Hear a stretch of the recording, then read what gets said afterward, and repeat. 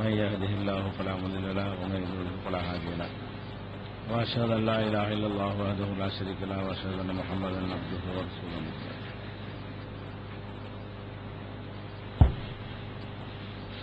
கண்ணியத்திற்குரிய எல்லாம் வல்ல அல்லாஹு ஜல்ல ஷானஹு தஆலாவின் நல்லடியார்களே, அல்லாஹுடைய பேரருளால் மாறும் உலகில் மாறாத இஸ்லாம் என்ற இந்த தொடரிலே இஸ்லாம் மார்க்கத்தினுடைய எல்லா கொள்கைகளும் சட்டத்திட்டங்களும் எல்லா காலத்துக்கும் பொருந்தக்கூடிய வகையிலையும் சிறந்ததாகவும் உயர்ந்ததாகவும் அமைந்திருக்கிறது என்பதை பார்த்து வருகிறோம்.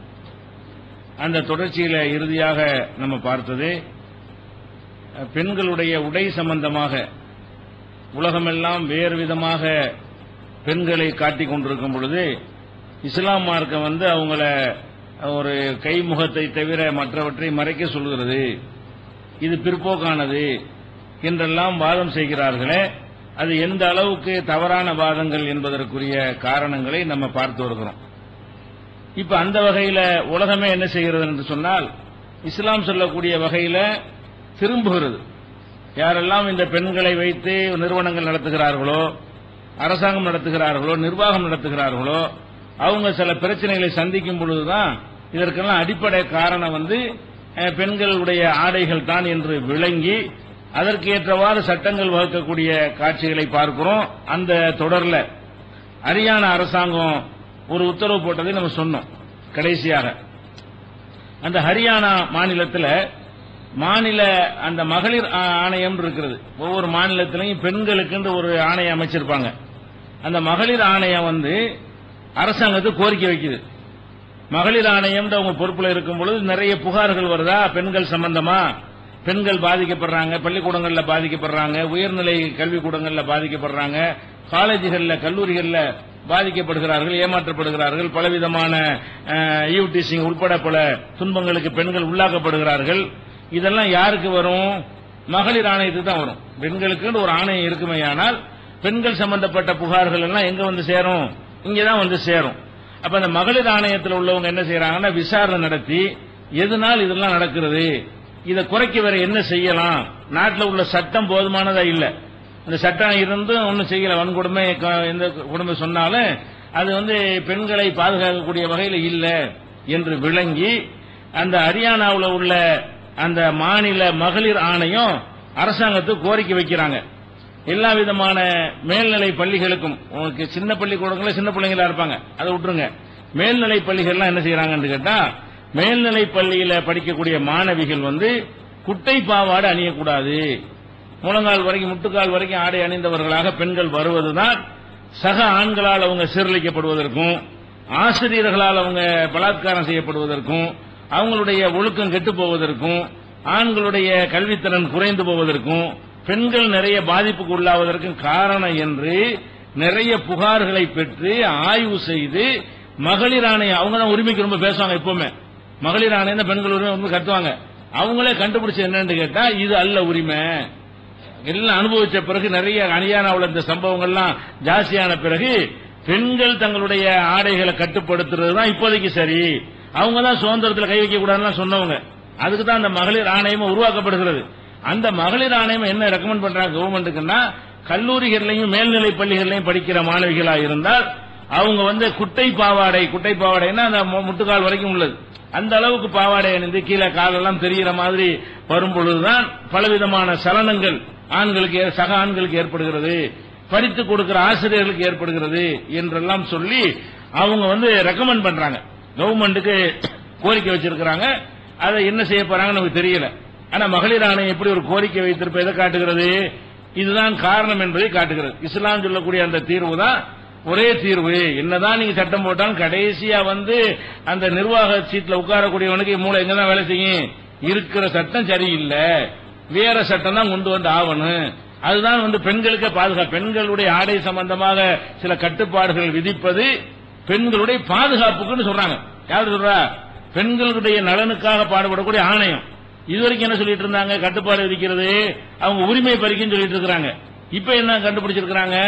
உரிமை போய் கற்பம் இழந்து உயிரை இழந்து பெண்கள் பலவிதமான துன்பங்களுக்கு உள்ளாகிறார்கள் என்று சொல்லி கண்டுபிடிச்சு அவங்க பரிந்துரை செய்யக்கூடிய காட்சியை பார்க்கறீங்க. அதே மாதிரி வந்து இந்தியாவிலேயே அதிகமான வருமானம் தரக்கூடிய ஒரு மத நிறுவனம் இருக்கு என்று சொன்னால் திருப்பதியில உள்ள அந்த கோயிலை சொல்லுவாங்க. இந்தியாவிலேயே ரொம்ப வருமானம் வரக்கூடிய பெரிய பணக்கார சாமி வெங்கடாஜலபதி எல்லாம் இந்துக்கள் மத்தியில் பேசிக் கொள்வார்கள். அப்ப அந்த மாதிரி திருப்பதியில உள்ள அந்த கோயில்ல தான் நிறைய காணிக்கைகள் கோடி கோடியா கொட்டும். அப்ப நிறைய காணிக்கை எதனால கொட்டுது? நிறைய மக்கள் போறதுனாலதான். மக்கள் நிறைய போனா நிறைய காணிக்கைகள் என்ன செய்யும் கொண்டே கொட்டுவார்கள். அப்ப அங்க என்ன செய்யறாங்கன்னா அந்த தேவஸ்தானத்துல நிர்வாகம் பண்ணக்கூடியவங்களுக்கு நிறைய புகார் வருது. இது பக்தி செலுத்த வேண்டிய ஒரு இடம், இங்க வந்து பெண்கள்கிட்ட ரொம்ப சேட்டை பண்றாங்க. பக்தி செலுத்துற ஒரு இடத்திலேயே வந்து ஆண்கள் வந்து பெண்களை ரொம்ப சீண்டி பார்க்கிறார்கள், பலவிதமான பாலியல் தொல்லைகள்லாம் பண்றாங்க. வருவது சாமி தரிசனத்துக்கும் கும்பிடுவதற்கும் வருகிறார்கள். அப்ப கடவுள் நினைத்து கொண்டு வரக்கூடிய அந்த இடத்திலேயே பெண்களை சீண்டுகிறார்கள் என்று தேவஸ்தானத்துக்கு புகாருக்கு மேல புகார். ஏன்னா வெளியில தான் நடக்குதுன்னு பார்த்தா உள்ளுக்குள்ள வழிபாட்டு தலத்துக்கு உள்ள வந்து இந்த மாதிரிலாம் நடக்குதுங்க என்னன்னு சொல்லி நிறைய அவங்களுக்கு புகார்கள் வருகிறது. அப்ப என்ன செய்யறாங்கன்னு கேட்டா அவங்க பல புகார்கள் பண்றாங்க, அறிவிப்பு செய்யறாங்க. அப்படி செய்யாதீர்கள், இப்படி செய்யாதீர்கள், இது கடவுளுடைய இடம், இந்த மாதிரி இடத்துல இப்படிலாம் செய்யக்கூடாதுன்னு சொல்லி அங்கங்க என்ன எழுதினா வைக்கிறாங்க. அதெல்லாம் செவடங்காதுல ஊதுன சங்க மாதிரி அது ஒரு யூஸ் ஆகல, ஒண்ணுக்கு பயன் தரல. கடைசி என்ன பண்றாங்க நிர்வாகம்லாம், நம்ம வெளியில என்ன தொலைஞ்சிட்டு போறாங்க, நம்ம கையில இந்த நிர்வாகம் இருக்கு தேவஸ்தானம், இது உள்ளக்க ஒண்ணு நடக்கக்கூடாது. இதுல வந்துகிட்டு சில்மிசம் சேட்டைகள் இல்லாம ஓரளவுக்கு ஒழுக்கமா நடக்க வர்றவங்க கூட அதுல வந்து எதுக்கு வர்றான், சாமி கும்பிடன்னு போறான். அந்த இடத்துல அவன் தடுமாறுறான்னு சொன்னா என்ன காரணம்? மற்ற இடத்துல தடுமாறுனா வேற, அவன் அந்த கடவுள் நினைச்சானே போறான். அவன் பார்வையில் எடுத்துதான் கடவுள், நம்ம கடவுளோட இடத்துக்கு வந்திருக்கிறோம் அப்படின்னா அந்த இடத்துல வேற மாதிரியான சிந்தனைகள் பெரும்பாலும் வராது. அந்த மாதிரி அந்த மக்கள் அப்படி நம்பும் பொழுது வராது. ஆனா வர்றதை நடைமுறையில பாக்குறோம், அந்த தேவஸ்தானம் பாக்குறது. அவங்க என்ன செய்யறாங்க ஆராய்ச்சி பண்ணி, இதுக்கு காரணம் என்னன்னு கேட்டா அந்த கோயிலுக்கு வர்ற பெண்களை ஒழுங்கா வர்றது இல்ல. நிறைய பெண்கள் ஒழுங்கா வந்துட்டாலும் சில பெண்கள் வந்து ரொம்ப கவர்ச்சியான ஆண்களை சுண்டி இழுக்கக்கூடிய வகையில அந்த டிரெஸ் அணிந்து கொண்டு வரும்பொழுது கூட்ட நெரிசல் ஏற்படுமா இல்லையா? சாதாரணமா அப்படி வந்தாலே அவங்களுக்கு பாதுகாப்பு இல்ல. ஆணு இடிச்சுக்கிட்டு போற மாதிரி கூட்ட தாறுமாறு அலமோதுற ஒரு இடத்துல இந்த மாதிரியான அவங்களுடைய ஆடைகளும் அப்படி இருக்குமையானால் அப்ப என்ன செய்யும்னா சும்மா இருக்கிறவன என்ன செய்யும், வேற மாதிரி அவனுக்கு ஏதாவது தூண்டுதலை ஏற்படுத்தி விடும் என்று கண்டுபிடித்து இப்ப என்ட்ரன்ஸ்ல பிடிச்சு நிப்பாட்டி போடுறது. இப்ப என்ன முடிவு பண்ணிட்டாங்க, தேவஸ்தானத்துல உள்ள நுழையும் போதே கவர்ச்சியான ஆடை உனக்கு அனுமதி இல்ல, கவர்ச்சி இல்லாம சாதாரணமா ஈர்க்காத ஆடையை போட்டுட்டு வந்தா உள்ள வா பெண்கள், இல்லன்னா வெளியே போயிட்டே இரு. அப்ப ஆண்களை தடுக்கிறது போல ஏதான் தடுக்கிறாங்க, ஆம்பளை இப்படி செய்யாதெல்லாம் தடுக்க முடியாது, செய்யணும்னு அவன் செய்யறதும் கிடையாது. எவன் செய்வான் எவன் செய்ய மாட்டான் நெத்தில எழுதி ஒட்டியும் இருக்காது, அவனை எப்படி தடை போடுறது? அப்ப நீங்களும் இப்படி போறதுனால அப்படி பண்றான்னு கண்டுபிடிச்சு என்ன பண்றாங்க, அந்த கவர்ச்சியான ஆடை அணிந்து கோயிலுக்கு வரக்கூடாது என்று சட்டம் போட்டு அதை ஸ்ட்ரிக்டா ஃபாலோ பண்றாங்க. இப்ப குறைஞ்சிருக்கு கம்ப்ளைண்ட்.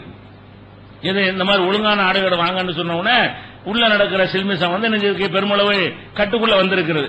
அப்ப இந்த ஒரு மத நிறுவனத்தை நடத்துறவங்களுக்கு தெரிகிறது எதனால இது நடக்குது, ஏன் இந்த கோயில்ல வந்து இப்படிலாம் பண்றாங்க. அப்ப யாரெல்லாம் பிரச்சனைகளை சந்திக்கிறார்களோ அவங்க இறங்கி சிந்திச்சு பார்த்தார்களே, ஆனால் இதுக்கு மேற்று இங்கதான் இருக்கிறது. என்னதான் இருந்தாலும் பெண்களுடைய உடல் அமைப்பு ஆண்களை ஈர்க்கக்கூடிய வகையில் இருக்கிறது, அது ஈர்க்கும் கண்டிப்பாக. அதுக்குரிய வாசல்களை நம்ம தான் அடைச்சு வைக்கணும். அப்படி இல்லாம திறந்து விட்டோம்னு சொன்னா சில சந்தர்ப்பங்கள் அவனை நல்லவனையும் கெடுத்து விடும். இந்த மாதிரி சீன்றவன் 100 அனைவரும் கெட்டவன் சொல்ல இயலாது, கெட்டவன் கொஞ்சம் பேர் இருப்பான். சீண்டக்கூடியவர்கள் 90-75% யாரா இருப்பான்னு கேட்டா அந்த நேரத்தில் தூண்டப்பட்டுருவான், சும்மா தான் வருவான். அது பார்த்தோன்னா என்ன செய்யும், அவனுக்கு ஒரு மாதிரியான ஹார்மோன்ல வேலை செய்ய ஆரம்பிச்சிடும். அதனாலயாக்க அப்படி நடக்குது என்றதை நம்ம கவனத்தில் கொள்ளணும், எல்லாம் கெட்டவன் சொல்லிட முடியாது. அப்ப அந்த மாதிரி சும்மா வர்ற நல்லவனையும் கெடுக்கிற மாதிரி எதுக்கு இந்த கோயில வந்து இப்படிலாம் பண்றீங்க அப்படின்னு சொல்லி அவங்க இந்து கடவுளுடைய சொல்லக்கூடிய அந்த கோயில்ல கூட இந்த மாதிரியான ஒரு உத்தரவு போடுறத பாக்கிறோம். அதே மாதிரி வந்து கோவாங்கிறது வந்து நம்ம நாட்டில் உள்ள ஒரு யூனியன் பிரதேசமா இருக்கிறது. அங்க வந்து கிறிஸ்தவர்களுக்கு ரொம்ப பெரிய ஆலயம் பாம் ஜீசஸ் என்று ஒரு கோயில் இருக்கிறது. அது வந்து 16ஆம் நூற்றாண்டு ஆலயம், அதாவது கிட்டத்தட்ட 400 வருஷத்துக்கு முந்தின ஆலயம். ஒரு ஆலயம் இருக்கிறது 400 ஆண்டுகளுக்கு முன்னால் கட்டப்பட்ட 16ஆம் நூற்றாண்டுல 400 வருஷம் ஆச்சு இல்லையா, 450 வருஷத்தை கடந்து விட்ட ஒரு பழைய ஆலயம்.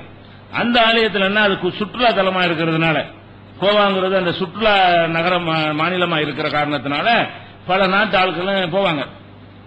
போன அங்க என்னடான்னு கேட்டா அந்த கோயில் பழங்காலத்து கோயிலுங்கும் போது எல்லா கோயிலும் விரும்பி போவாங்க. ஒரு பழமையான கோயில்னா அதுக்கு கூடுதலான பக்தி வச்சிருப்பாங்க. அந்த பக்தி அடிப்படையில் அந்த கோயில கண்டிப்பா அந்த அங்க போறவங்க கிறிஸ்தவர்களா இருந்தால், அந்த கோவாவுக்கு போகக்கூடிய கிறிஸ்தவர்களா இருந்தால் இந்த ஆலயத்தை கண்டிப்பா போய் பார்ப்பாங்க. நம்ம பழங்காலத்து ஆலயம் இருக்குது அந்த மாதிரி நினைத்துக் கொண்டு அது முக்கியத்துவம் கொடுத்து என்ன செய்யறாங்க, அதுக்கு போறாங்க. போனா அங்க என்ன நடக்குதுன்னா, இந்த தேவஸ்தானம் நடக்கிற அதே பஞ்சாயத்து, இந்த தேவஸ்தானத்துல என்னத்தை இப்ப நம்ம சொன்னோமோ அதே மாதிரி வந்துகிட்டு உள்ள நுழைஞ்ச பிறகு பாத்தீங்கன்னா அந்த ஆண் பெண் சேட்டை பண்றது, இந்த பார்க்க வந்திருக்கிற கடவுளை வழிபடுவதற்காக கடவுள் நினைத்துக் கொண்டு வருகிறார்கள். அந்த கடவுளுங்கிற அந்த பக்தியும் அந்த ஆலயத்துக்கிட்ட நிக்கிறமே என்பதும் கூட அவங்கள மாற்ற முடியல. அவங்க ஆணாவும் பெண்ணாவும் காட்டி விடுகிறது உள்ளுக்குள்ள வந்த உடனே.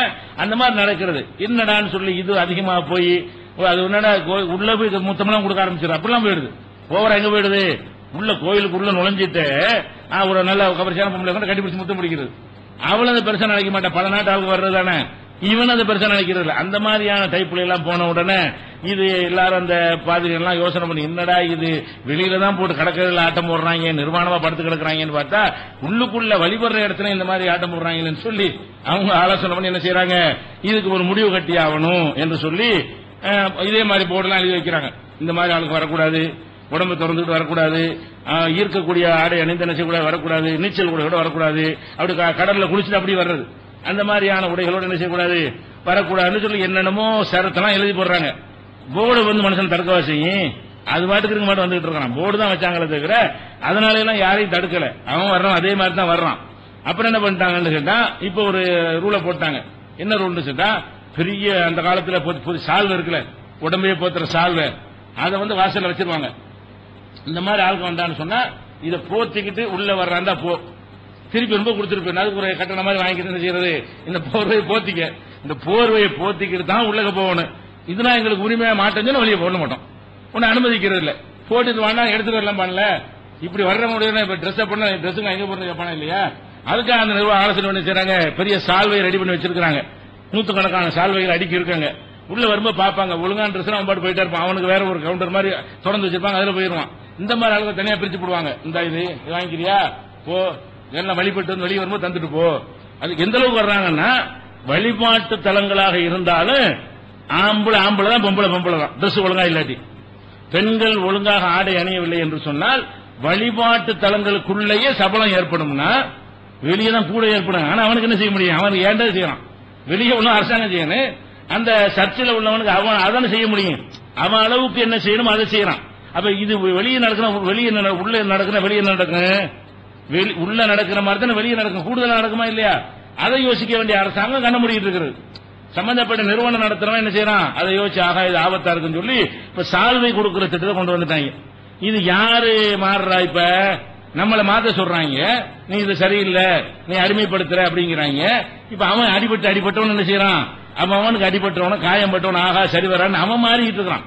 ஒவ்வொரு நிறுவனத்திலும் இந்த மாதிரி சட்டங்களை போட்டு என்ன செய்யறாங்க, இஸ்லாத்தை நோக்கி வருகிறார்கள். எதை வேண்டாம் என்று சொன்னார்களோ அதை கொஞ்சமாவது கடைபிடிக்கணுங்கிற அவங்க வட்டத்திலேயாவது, எங்க வட்டத்திலேயே கரெக்டா இருந்துக்கிறங்க, வெளியில என்ன தொலைஞ்சு நாசமா போங்க, எங்களுடைய நிர்வாகத்தின் கீழையாவது, எங்க பள்ளிக்கூடத்தில், எங்க நிறுவனத்துக்குள்ள, எங்க ஆபீஸ்ல, எங்க கோயில்ல, எங்க சர்ச்சில் ஒழுங்காயிருங்க என்று சொல்ற அளவுக்கு என்ற நிலைமை மாறுகிறது என்று சொன்னால் எது மாத்தணும், எதை யாரை மாத்தணும் விளங்குதா இல்லையா? இஸ்லாத்தை மாற்றுவதற்கு எந்த ஒரு முகாந்திரமும் இல்லை என்பதை இதை பார்த்துக் கொள்கிறோம். அதே மாதிரி இப்ப டெல்லியில் இந்த மாணவியெல்லாம் கற்பழிக்கப்பட்ட பிறகு, அது ஒரு பெரிய இஷ்யூவாக்கி பிரச்சனையான பிறகு டெல்லியில போலீஸ்ல என்ன உத்தரவு போட்டிருக்கிறாங்க, இந்த பெண்களுக்கு அந்த வேலைக்கு போறாங்களா இல்லையா, 8 மணிக்கு மேல ராத்திரில யாரும் பெண்கள் வேலைக்கு வச்சுக்க கூடாது, அது சட்டம். இந்த அடிபட்டவன ராத்திரி 8 மணிக்கு வேலைக்கு போறது, 9 மணிக்கு வேலை, 11 மணிக்கு போறது, நள்ளிரவு வேலைன்னு வர்றது, அவுட் சோர்சிங் சொல்லிட்டு உட்கார்ந்து என்ன செய்யறது, இரவு வேலை செஞ்சுட்டு இங்க வர்றது, வெளிநாட்டுக்காக வேலை செய்யறது, இதெல்லாம் வரும்போது நிறைய அந்த நேரத்தில் ஒருத்தர் காவலா நிப்பாட்டிட்டு இருக்க முடியும். 12 மணிக்கு ஒரு பொம்பளை தனியா பொம்பளை என்னமா பண்ணிட்டாண்டா போலீஸ்காரன் என்ன செய்ய வேண்டாம். 12 மணிக்கு போற பொம்பளைக்கு ஆளுக்கு ஒரு போலீஸா பாதுகாப்பு போட முடியும். மக்கள் நடமாடக்கூடிய இடத்துல அவள் நடமாடணும், மக்கள் பார்க்கிற நேரத்தில் அவள் நடமாடணும், அவளுக்கு பாதுகாப்பா இருக்கும். யாரும் இல்லாத இடத்துல ராத்திரி 1 மணிக்கு நான் போவேன், என்னை பாதுகாக்கலன்னா யாரு பாதுகாக்கல, ஒவ்வொருத்தையும் போய் கிளம்புன்னு அவளுக்கு எல்லாம் பாதுகாப்பு கொடுக்க இயலுமா? அப்ப நம்ம தான் என்ன செய்யணும், பணம் ₹1 கோடி பணம் வச்சுட்டு இருக்கான், அவன் பகல்ல தைரியமா போகலாம், ராத்திரி 1 மணிக்கு போகலாமா? அதனால அவன் உரிமை பறிச்சுட்டு சொல்றது, அட பணத்தை வச்சுக்கிறாடா, நீ 1 மணிக்கு போய் ராத்திரி பிடிங்கிட்டு போயிருவாங்கன்னு சொன்னா அது என் உரிமையை பறிக்கிறதா அப்படின்னு கேட்டா அவன் கிறுக்கனா இல்லையா? அந்த கிறுக்கனா இருக்காங்க. அட எதுக்கு வேணாங்கிறது போனா ஈர்க்கப்படுறா, கண்டிப்பா அவளுக்கு பாதிப்பு ஏற்படுகிறது, ஆம்பளை சும்மா இருக்க மாட்டேங்கிறான். அந்த மாதிரியான சந்தர்ப்பத்தில் அந்த நேரத்தில் எவன் சுத்துவான், 1 மணிக்கு 12 மணிக்கு ராத்திரி சுத்தம் யாரா இருப்பான்? சமூக விரோதம் சுத்துவான். நல்லவன் சுத்த மாட்டான், பெருமா நல்லவன் வீட்டுல போய் அடங்கிடுவான். அப்ப சமூக விரோதிகள் நடமாடக்கூடிய திருட கொள்ளக்காரன் இந்த மாதிரியான காமுகர்கள் நடமாடக்கூடிய அந்த நேரத்தில் நீ என்னதுக்கு 10 மணிக்கு 11 மணிக்கு 12 மணிக்கு 1 மணிக்கு வந்து பஸ்ல போய் ஏறுற, 1 மணிக்கு ஊரை சுத்துறேன்னு சொல்லி இப்ப என்ன செய்யறான்? அதெல்லாம் பட்ட பிறகு தனியா போக கூடாதுங்கிறத முழுசா ஒத்துக்கிறாட்டானு. 8 மணிக்கு மேல எந்த நிறுவனத்திலும் பொம்பளை வேலை பார்க்க கூடாது. எந்த ஆபீஸ் கடையா இருந்தாலும் சரி 8 மணிக்கு முன்னாடி அனுப்பி விட்டுறணும். 10 மணி வரைக்கும் தொடர்ந்து இருக்கிற கடையா இருந்தாலும் சரி பெண்களை வேலைக்கு வச்சிருந்தா 8 மணிக்கு மேல அனுப்பி விட்டாகணும் அவங்கள. இப்படின்னு ஒரு சட்டம் போட்டு ஸ்ட்ரிக்டா டெல்லி நகரத்துக்குள்ள போலீஸ் சட்டமாக போட்டு என்ன செய்யறது? இந்தியாவுடைய அரசியல் சட்டம் திருத்த முடியல, போலீஸ் சட்டம் சிலது போடலாம் அவங்க நன்மையை கருதி. அந்த போலீஸ் ஆக்ட் போட்டு என்ன செய்யறாங்க? அவங்க அதை தடை செய்யக்கூடிய காட்சியை நம்ம பார்க்கிறோம். அப்ப இதெல்லாம் என்ன இதை நோக்கி திரும்பி கொண்டிருக்கிறார்கள். அதை விட முக்கியமா கவனிக்க வேண்டியது மணிப்பூர்னு ஒரு மாநிலம் நம்ம நாட்டில் தான்.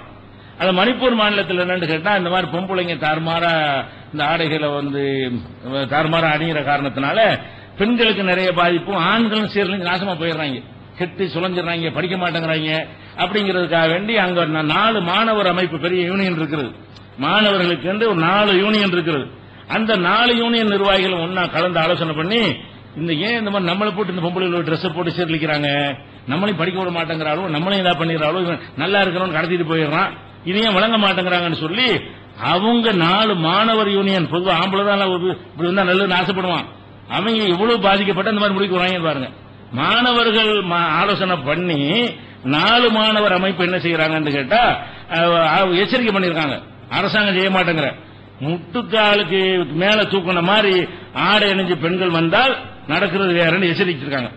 நாங்க என்னதான் பண்ணுவோம்னு சொல்லி இந்த மாதிரி பெண்கள் ஆடை அணிஞ்சு வருவாங்க, எங்களை சபலத்தை தூண்டுவாங்க, என்னதான் பண்ணிட்டாலும் அவங்க ஜெயில வைப்பீங்க, இந்த மாதிரி எல்லாம் அடிப்பீங்க, எதுக்குள்ள தூண்டி விடுறீங்க எங்களை, மாணவனை படிக்க விடுங்கடான்னு சொல்லி யார் சொல்றா? 4 மாணவர் அமைப்புடைய தலைவர்கள் ஒன்னா கூடி யூனியன் கூடி அறிக்கை விடுறாங்க. அரசாங்கம் உடனே தடை செய்யணும், இல்லாட்டி கடுமையான விளைவு ஏற்படும், நாங்களே அதை பாத்துக்கிறோங்கிற துணியில மாணவர் அமைப்பு சொல்ற அளவுக்கு அந்த பாதிப்பு அவ்வளவு கூட அந்த மாநிலத்தில். இப்படி தினசரி ஒண்ணு நடக்கும் பொழுது அந்த பொண்ணை கடத்திட்டு போயிட்டா என்ன செய்வாங்க? அந்த பையன் எடுத்து அடிப்பாங்களா இல்லையா? ஒரு பொண்ணை கடத்திட்டு போயிட்டான்னு செய்து வச்சுன்னு சொன்னா அந்த பொண்ணுடைய குடும்பத்தார் என்ன செய்வாங்க? அந்த பையன் அந்த பையனுடைய அப்பா ஆத்தா எல்லாத்தையும் எடுத்து போட்டு ரோட்ல போய் அடிப்பாங்க. இது அந்த மாணவருக்கு புகாரா வரும். இப்படியே அடி வாங்கினவனா கம்ப்ளைண்ட் பண்ண என்ன செய்வான்? இதுக்கு காரணம் என்ன? எதனால இந்த முடிவுக்கு வர்றான்? பின்னி எடுத்துறானுவ. ஏதாவது ஒரு பொம்பளை ஓட்டிட்டு போயிட்டா என்ன செய்யறான்? மாணவியை கடத்திட்டு போயிடுறான்ல. அப்ப அவங்க அடிக்கிட்டு வாங்கிட்டு என்னங்களா மாணவர் சங்கம் வச்சுக்கிறீங்க, எங்களை காப்பாத்தலையே, இது காப்பாத்தணுமா அப்படின்னு கம்ப்ளைண்ட் எங்க வரு? எவன்லாம் பிரச்சனை சந்திக்கிறானோ அவன் தான் முடிவு பார்த்து சொல்ல வர்றான். இவன்ட்ட வந்து கம்ப்ளைண்டா குவியுது, என்ன அடிச்சு விட்டாங்க, உடனே எதுக்கு அடிச்சாங்க, இன்னும் கூட்டிட்டு போன அடிச்சுட்டாங்க, அதுக்கு அடிக்கத்தானே செய்வான். அப்ப எல்லாம் யோசிக்கிறான், இதுக்கு வந்து மேட்ரு வந்து வேறையா இருக்குது, இதுக்கு வந்து அடிப்படையை சரி பண்ணா தான் இது தீர்வு கிடைக்கும்னு சொல்லி அவன் என்ன பண்ணிட்டான், இனிமே நீங்க இந்த மாதிரி வந்தீங்கன்னா நல்லா இருக்காது, நீங்களும் வந்து எங்களை தூண்டுவீங்க, அப்புறம் எங்களை போய் அடிப்பீங்களா? பெண்களை நோக்கி அவன் கேட்கறான், நீங்க தானே எங்களை தூண்டுறீங்க, இந்த மாதிரி வித்தியாசமா ஆடை அணிஞ்சிட்டு வர்றீங்க, என்னென்ன வாசகம்லாம் போட்டு கூப்பிடுற மாதிரி வாசகம்லாம் போட்டிருக்காங்க. பெண்களோட ஆடையை பாத்தீங்கன்னா எப்படி இருக்கிறது? நான் ஆம்பளை வந்து வா என்னை கூப்பிடுன்னு சொன்னா எப்படி அந்த அர்த்தத்தில் இங்கிலீஷ்ல போட்டு என்ன செய்யறது? பல மாதிரி டச் மீ கிஸ் மீ எல்லாம் போட்டுருக்கிறது. என்னை டச் பண்ணுண்டா டச் பண்ண தானே செய்வான். நீ பனியன்ல போட்டு டச் மீன் போட்டீங்கன்னா அவன் டச் பண்ணா எப்படி சண்டைக்கு வர்றது? கிஸ் மீன் போட்டுருக்கிற என்ன அர்த்தம்? பனியன் ஸ்டைலா இருக்கு நீ போட்டுக்கிற, அதை படிச்சு நான் என்ன செய்யறான்? கூப்பிடறான் என்ன பண்ண இல்லையா? அப்ப அதான் அர்த்தங்கிற. இந்த மாதிரி ட்ரெஸ்ஸுங்க இது மாதிரிலாம் வந்தா ஆம்பளை பாதிக்க பாதிக்க மாட்டாங்க. இதுதான் ட்ரெஸ் ஒழுங்கா, இது நாகரிகமா, இதெல்லாம் தப்புன்னு சொன்னா எங்களை மாத்தணுங்கிற. நாங்க கற்காலத்தில் இருக்கிறோமா, நீங்க கற்காலத்தில் இருக்கிறியா? அப்ப அந்த மாதிரியான ஒரு அடிப்படையில் மாணவர்கள் கோரிக்கை சொல்ற அளவுக்கு நிலைமை வந்து என்ன செய்யறது? விபரீதமா இருக்குது. எந்த அளவுக்கு கொண்டு கேட்டா, பம்பாயில பிஜேபி ஒரு கவுன்சிலர், பம்பாய் மாநகராட்சியில் பிஜேபி என்ன செய்ய ஒரு வார்டு மெம்பரா இருக்கிறோம் அம்மா, அது என்ன செய்யணும்? அது ஒரு புதுமையான போராட்டம் பண்ணுது. என்ன ஏண்டது தானே செய்ய முடியும்? அதுக்கு ஏண்டது என்ன? இந்த ஜவுளி கடையில பொம்மை வச்சிருப்பானுங்க, பொம்மை வச்சு என்ன செய்யறான்? பொம்பளை பொம்மையை வச்சு அவன் ஜட்டி விற்கிறதா என்ன செய்வான்? அந்த பொம்பளை பொம்மைக்கு ஜட்டியை மட்டும் மாட்டி விட்டுருவான். வழங்குதா? பொம்பளைக்கு ஒரு பிராவை மட்டும் மாட்டி விட்டுருவான். இந்த மாதிரி பொம்மைகளை வச்சு அந்த இறுக்கமான ஆடைகளை போட்டு அந்த லெகின்ஸ் என்ன ஆடை இருக்கோ அதெல்லாம் போட்டு ரோட்ல எல்லாம் நிப்பாட்டி வைக்கிறாங்க, கண்ணாடி கேஸ் எல்லாம் வச்சிருக்காங்க. இதுக்கு எதிராக அந்த பொம்பளை என்ன செய்யுது? இந்த மாதிரி நீங்க பெண்களை காட்டுகிறீர்கள், இது ஆண்களை பாதிக்கிறது, இந்த ஒடுக்கேடுதான் இதான் காரணம். இந்த பொம்பளையில கண்டிக்க துப்பு இல்ல, பொம்மையை தான் கண்டிக்கிறான். போராட்டம் எதுக்கு நடத்துறாங்க? இந்த மாதிரி நீ பொம்மையை வச்சிருக்கிறேன்னு கேட்கிற வாஸ்தவம் தான். பொம்மையை பார்த்தாலும் அப்படி சலப்பா படத்தான் செய்வான். நிஜமா நடந்துகிட்டு இருக்கு நாட்டில். அதை எதிர்த்து எல்லாம் சேர்ந்து விளக்கமா தூக்கிடுவாங்க. என்ன செய்யறா? அதை சொல்லாம இந்த மாதிரி பொம்பளையில பொம்மையாக்கலாமா? இருக்கிறது பொம்மையாக்கி இருக்கிறான், நாட்டில் நடக்கிறத பொம்மையாக்கி இருக்கிறான். அதுவும் தப்பு, இதுவும் தப்பு விஷயம். எது ஃபர்ஸ்ட் தப்பு? நீ அப்படிலாம் நடக்க போய் தானே பொம்மையாக்கி காட்டுறான். இந்த மாதிரி போட்டு ரோட்ல போற பாக்குறான், இந்த மாதிரி போட்டா இது நல்லா இருக்கு, இதை போட்டு காட்டுறான். அவனு ரெண்டாவது குற்றவாளி தானே. ஃபர்ஸ்ட் குற்றவாளி யாரு? நடக்கக்கூடிய பெண்கள் தான். அப்ப இந்த பிஜேபி பொம்மைக்கு என்ன செய்ய முடியல? கவுன்சிலருக்கு அதை எதிர்த்து ஒன்னும் செய்ய முடியல. பொம்மைக்கு பொம்மையை போராட்டம் பண்ணுவான் நமக்கு எதிரா. அதனால கடைக்காரன் போராட்டம் பண்ணுவான். கடைக்காரன் வியாபாரி போதும் அடங்கி போயிடுவான். எப்பவுமே அவன் தொழிலை பாதுகாத்து அடங்கிடுவான். அதனால வியாபாரிகள் கடும் எச்சரிக்கை, இனிமேல் அந்த பொம்மைகள் இந்த மாதிரி வைத்தால் நாங்க அகற்றுவோம், உடைக்குவோம் சொல்லி கடைகளில் பூந்து பொம்மை உடைக்கிறது. ரொம்ப பேர் தட்டி பண்ணி செய்யறது. இந்த மாதிரி ஆபாசமா டிரெஸ் போட்டுக்கிற பொம்மைகள் எல்லாம் உடைக்கிறது. பொம்மையை உடைக்கிற நீ வந்து ஆலயம் உடைக்கணுமா இல்லை? தடுத்துமா இல்லையா? தட்டினா சீரழி இல்லாம இருக்குமா இல்லையா? அது எதுக்கு சொல்ல வரணும்? உள் மனசு சொல்லுது. என்ன சொல்லுது? பொம்மைக்கு டிரெஸ் போட்டாலும் இவன் என்ன செய்வான்? இப்படித்தான் இருப்பான் ஆம்பளை. அதான் மீனிங் என்ன? உன்னுடைய செயலுக்கு அர்த்தம் என்ன? உள் மனசுல என்ன கருத்து பதிஞ்சு இருக்கிறது? ஒரு பொம்மையை பொம்பளைய கவர்ச்சிகரமான ஒரு பொம்மையாக செய்து அதுக்கு ஒரு கவர்ச்சிகரமான டிரெஸ் போட்டு கொடுத்தால் அதை பார்த்து என்ன செய்யறான்? சபலப்படுகிறான். ஏன் கட் அவுட்ல நம்ம கோர்ட்ல கேஸ் போட்டாங்களே, என்ன கேஸ் போட்டாங்க? சினிமா படங்களுக்கு கவர்ச்சியான பொம்மைகளை போட்டு ஜட்டியோட நிப்பாட்டிடுறாங்க. அங்க பேனர் பஸ் ஓட்டும்போது அதை பார்த்துட்டு ஓட்டி பத்தி ஏற்படுங்க. நம்ம நாட்டில் கேஸ், ஹைகோர்ட்ல கேஸ் போடப்பட்டிருக்கு. எந்த கேஸ்? பொதுநல வழக்கு. என்ன வழக்குன்னு கேட்டீங்கன்னா, வண்டி ஓட்டிட்டு போறோம், டூ வீலர் ஓட்டிட்டு போறோம், தமிழ் பேனர் வச்சிருக்கான், அதுல ஜட்டியோட பொம்மை நிக்கிறா. அதை பார்க்கும்போது இவனுக்கு டிரைவருக்கு என்ன செய்யுது? அவனுக்கு ரோட்டை பார்க்காம அதை பார்க்க ஆரம்பிக்கிறான்.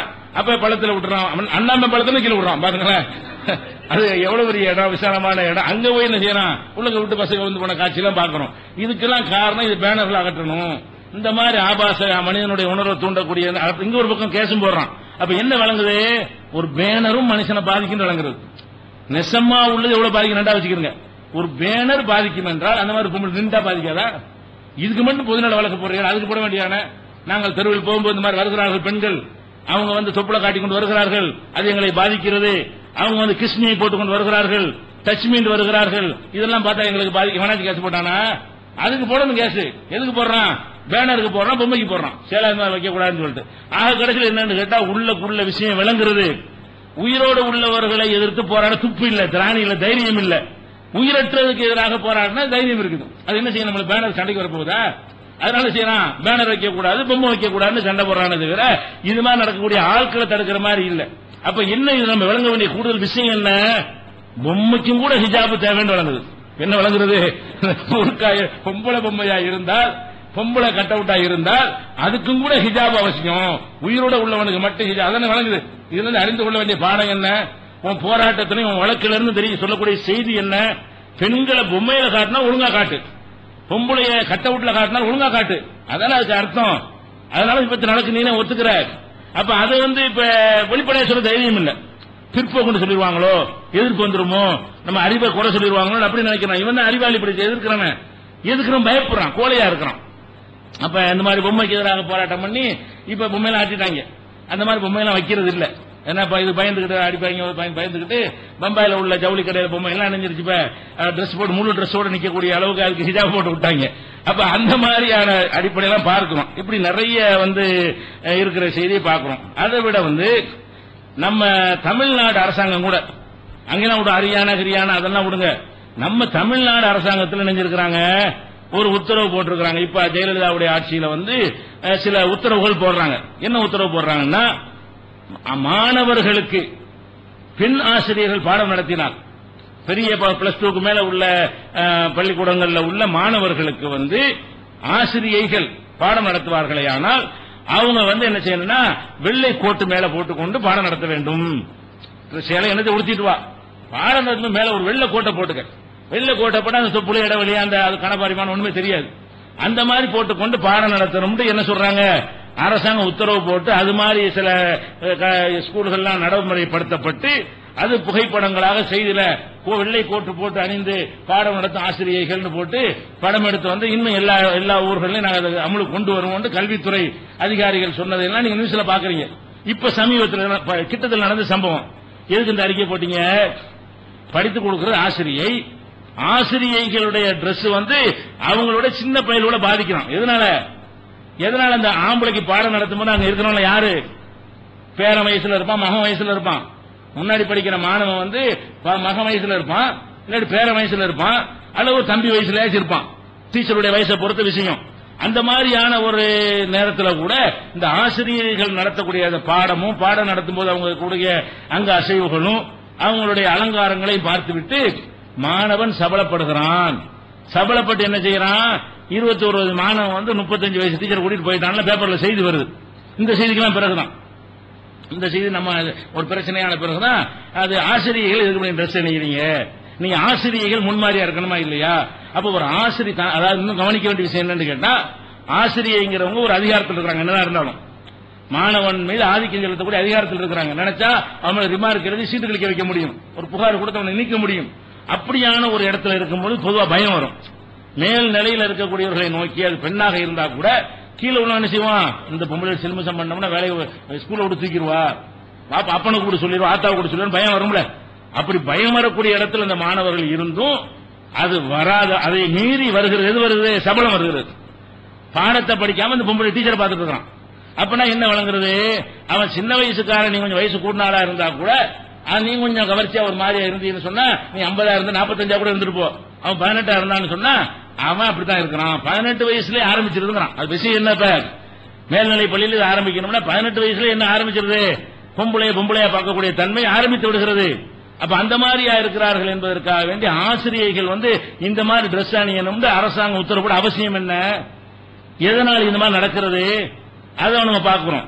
அதே மாதிரி வந்து ஆசிரியர்கள் என்ன செய்யறாங்க இல்லையா, வகுப்பறைகள்ல வந்து நாகரிகமா உடை அணியணும் ஆர்டர் போட்டுறாங்க.